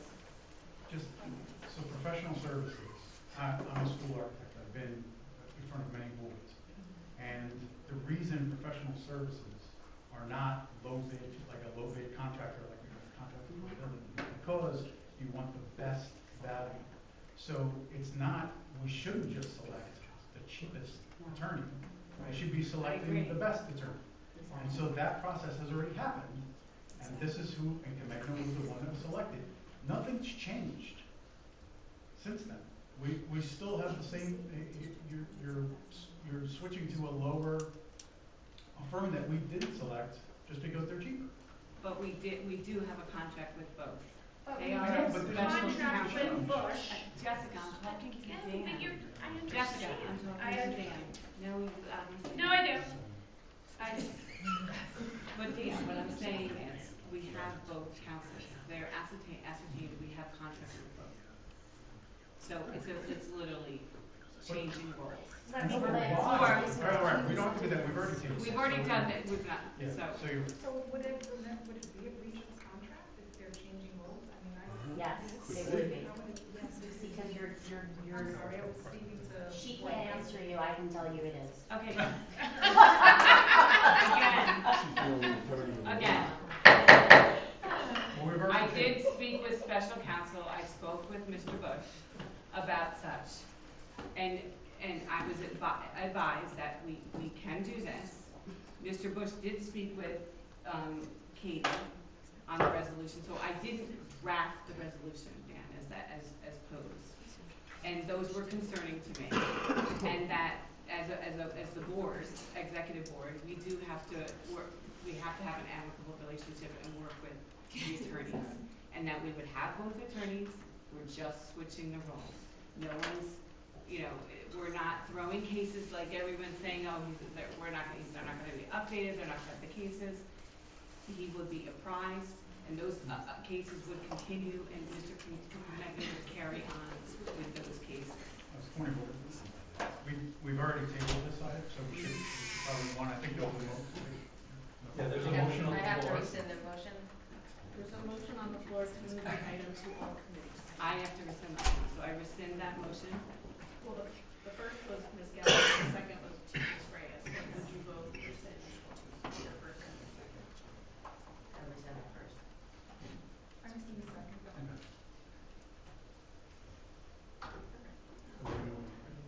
And do we agree with that? The motion is tabled. No, I'm just asking about what we just discussed. Well, that's a discussion between you had. Can we hear what that was?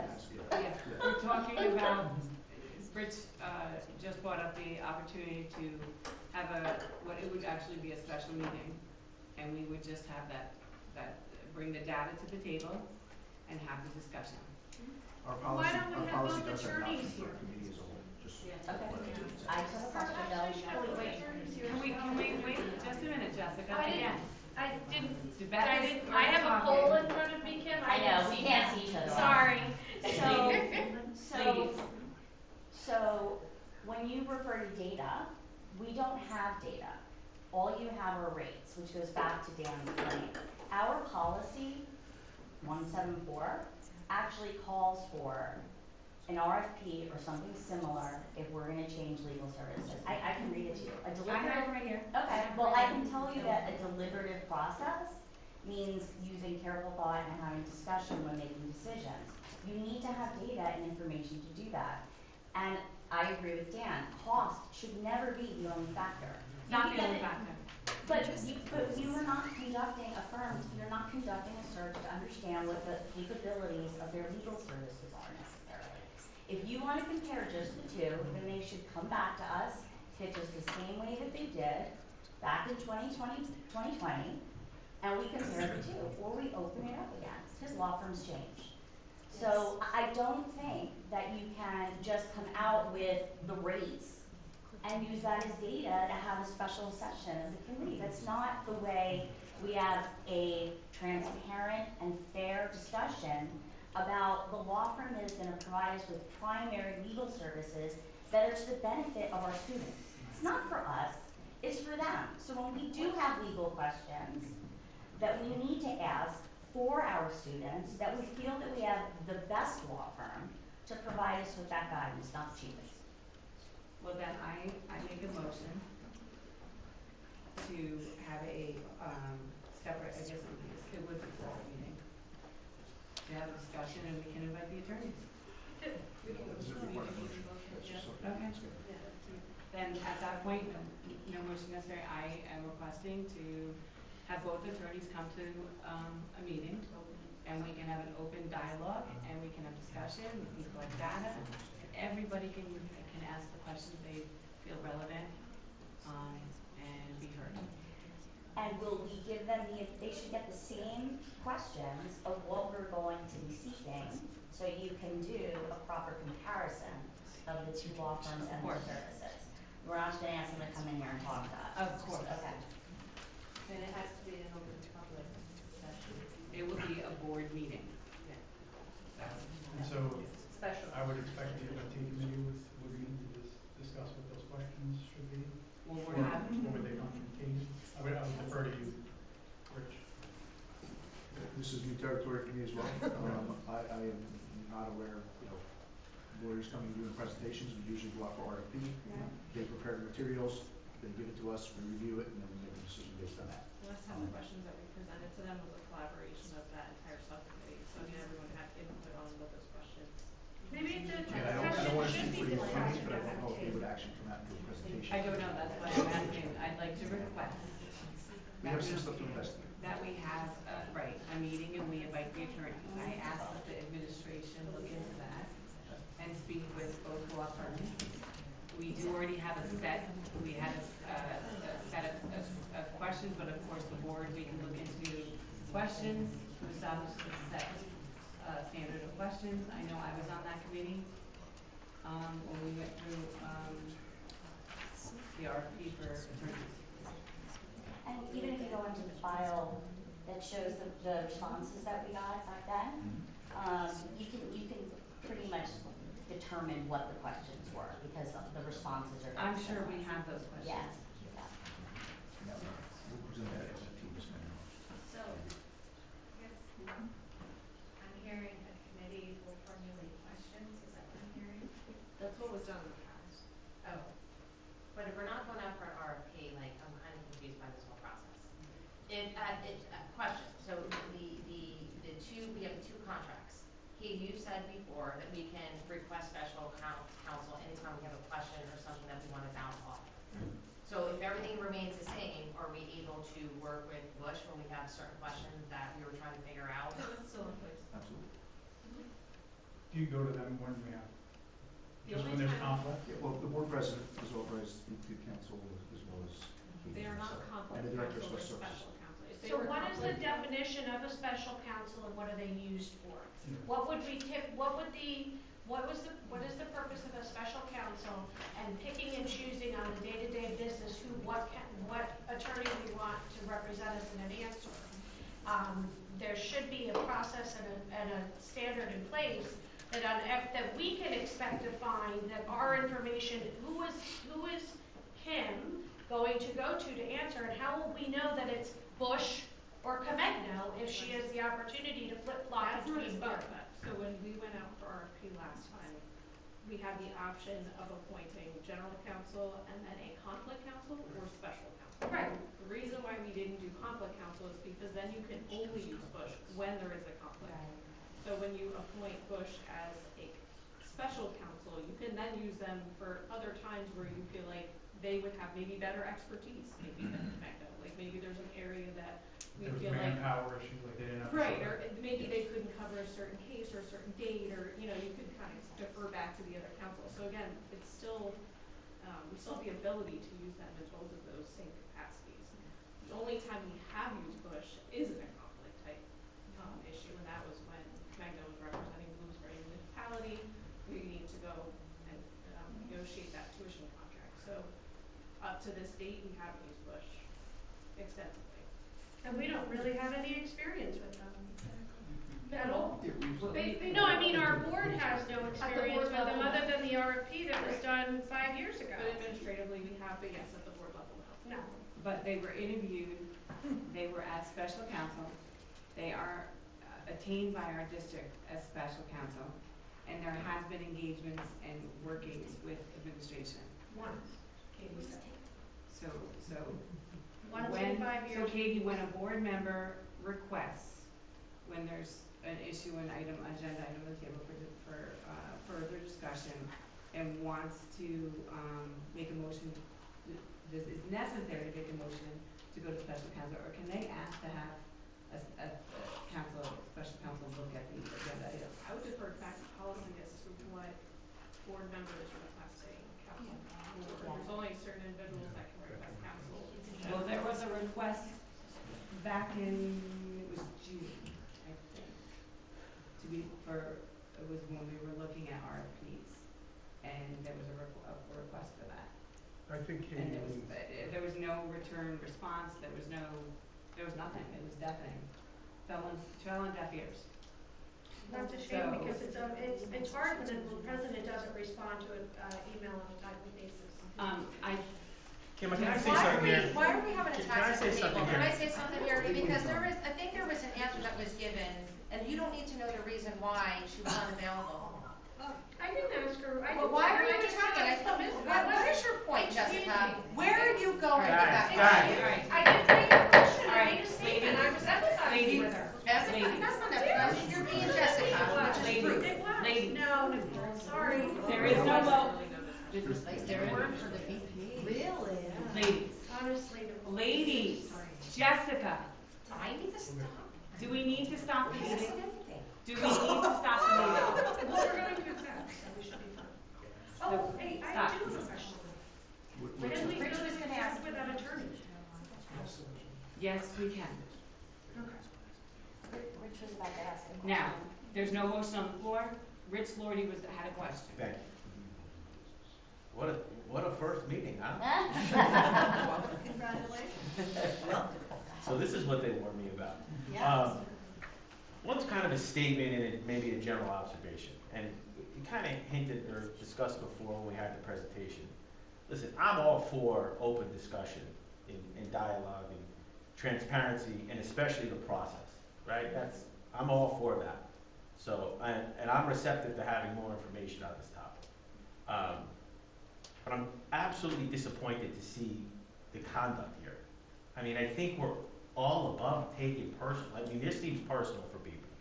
I mean, personal shots and digs and screaming. I mean, come on. I mean, we're here for the kids.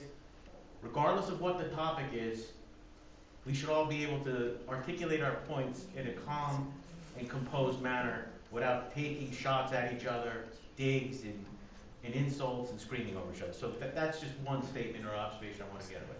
Now, in regards to process, listen, I ran on process. I ran on transparency. So I would like to say, and this is no dig at anybody, is that if everyone knows, when I spoke at that podium right there, I questioned the process about the hiring of the superintendent. So that seemed rushed to me here. So I'm not on board with anything where I don't have the information, or if it doesn't seem like the board has enough information to make an informed decision. So I think it's been discussed here, that there is an appetite for at least some additional information.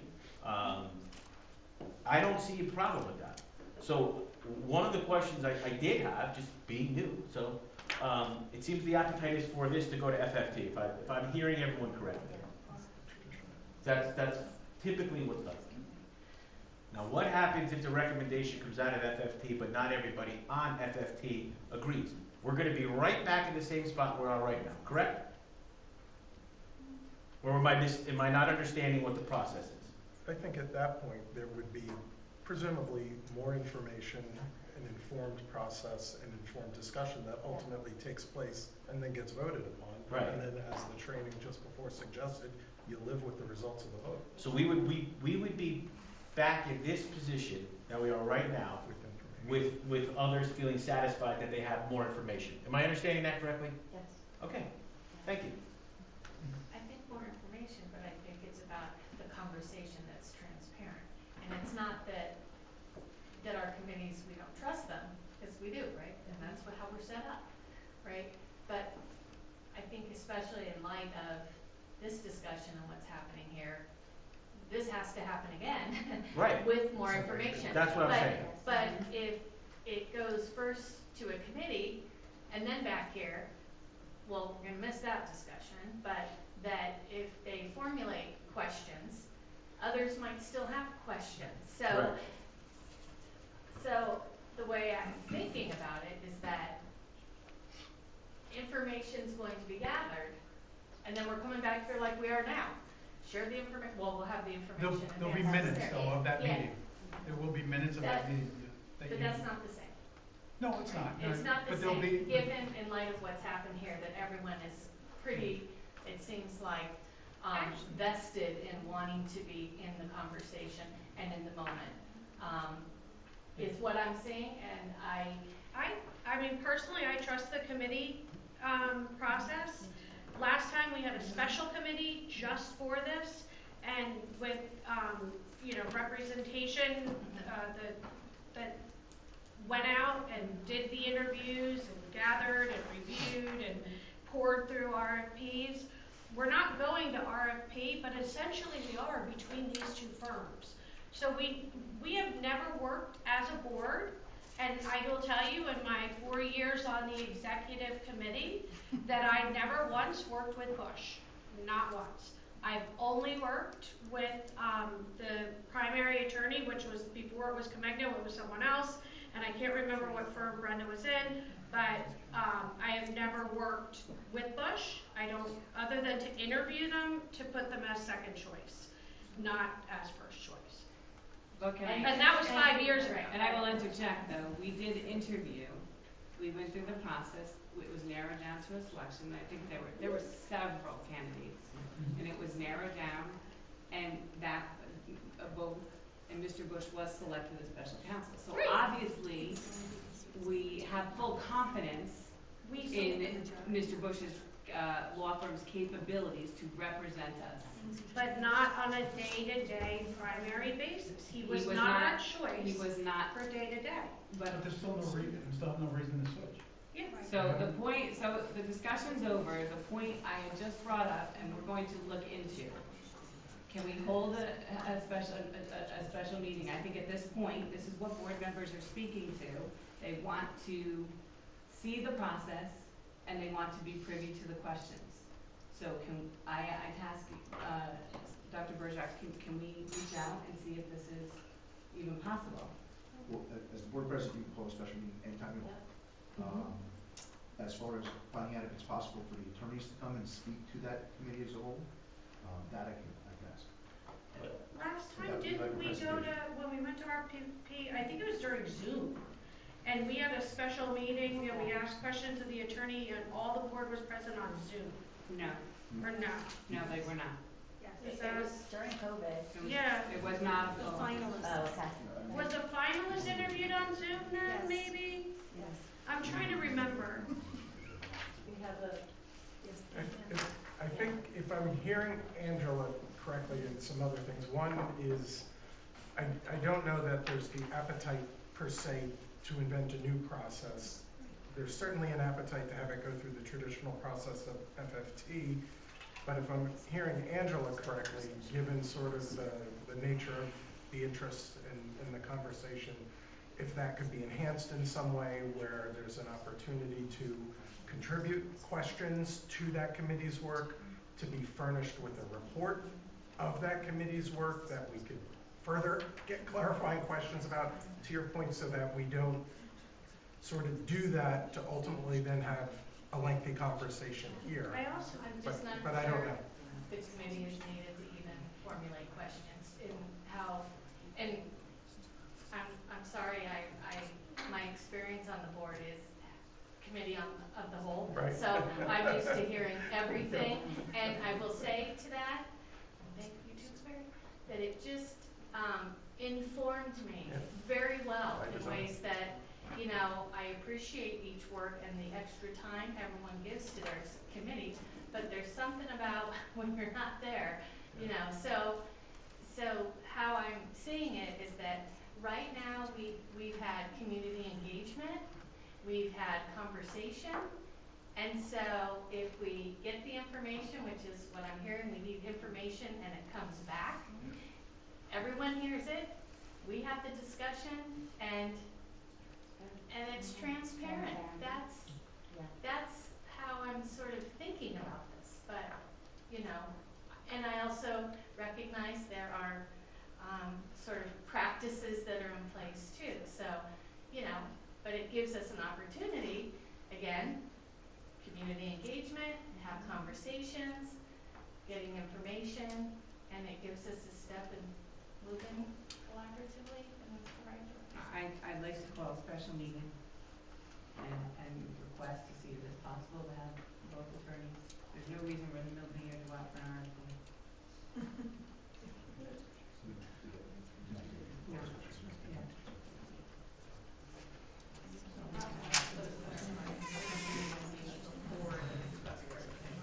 Yes. And the information that will be provided only from the two people. And then I would assume John or both Johns present to you. I just wanted to clarify what direction. So I will reach out to both attorneys, ask them if they would be willing to talk about that to the board as a whole. Understand their concerns about it. Or if they could do it at the next one. Yeah. I have a question though, Rich.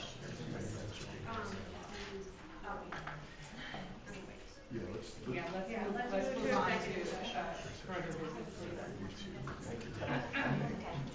I need a motion and a second to adopt resolution 012852 for executive session to discuss matters falling under category 8 as reflected in the attached resolution. The board expects to be in executive session for approximately 1 hour, and upon return to public session, action will be taken. I didn't even get that. Second. Okay. Okay. Yeah. And, Good. okay, we need to executive. We're voting yes. All in favor? I just did that. Oh, okay. I said it.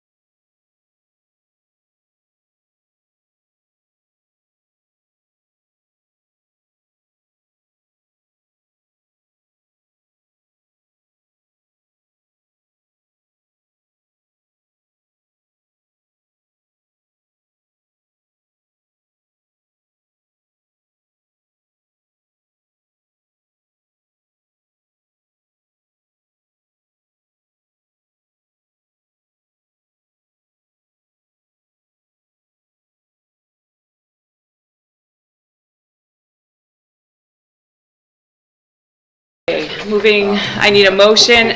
Oh, G, thank you. You did say that to me. I need a motion and a second to reconvene public session. Second. All in favor? Aye. Any nays or abstentions? No. I need a motion and a second to approve agenda items 20.1 through 20.3 with the exception of 2.1.2 and 4.1.1. Oh, sorry, on 20.1, sorry. My apologies. Let me rephrase that. I need a motion and a second to approve agenda items 20.1 through 20.3 with the exception on 20.1, 2.1.2, and 4.1.1. So moved. Second. Dan and Beth. Got it. And I need a roll call vote. Ms. Cagno? Yes. Mr. Chapman? Yes. Dr. Dini? So I'm abstaining on some items. Is this where I do that? Yes. Yeah, 20, oops, sorry. 20.2, it's the, but it's, sorry.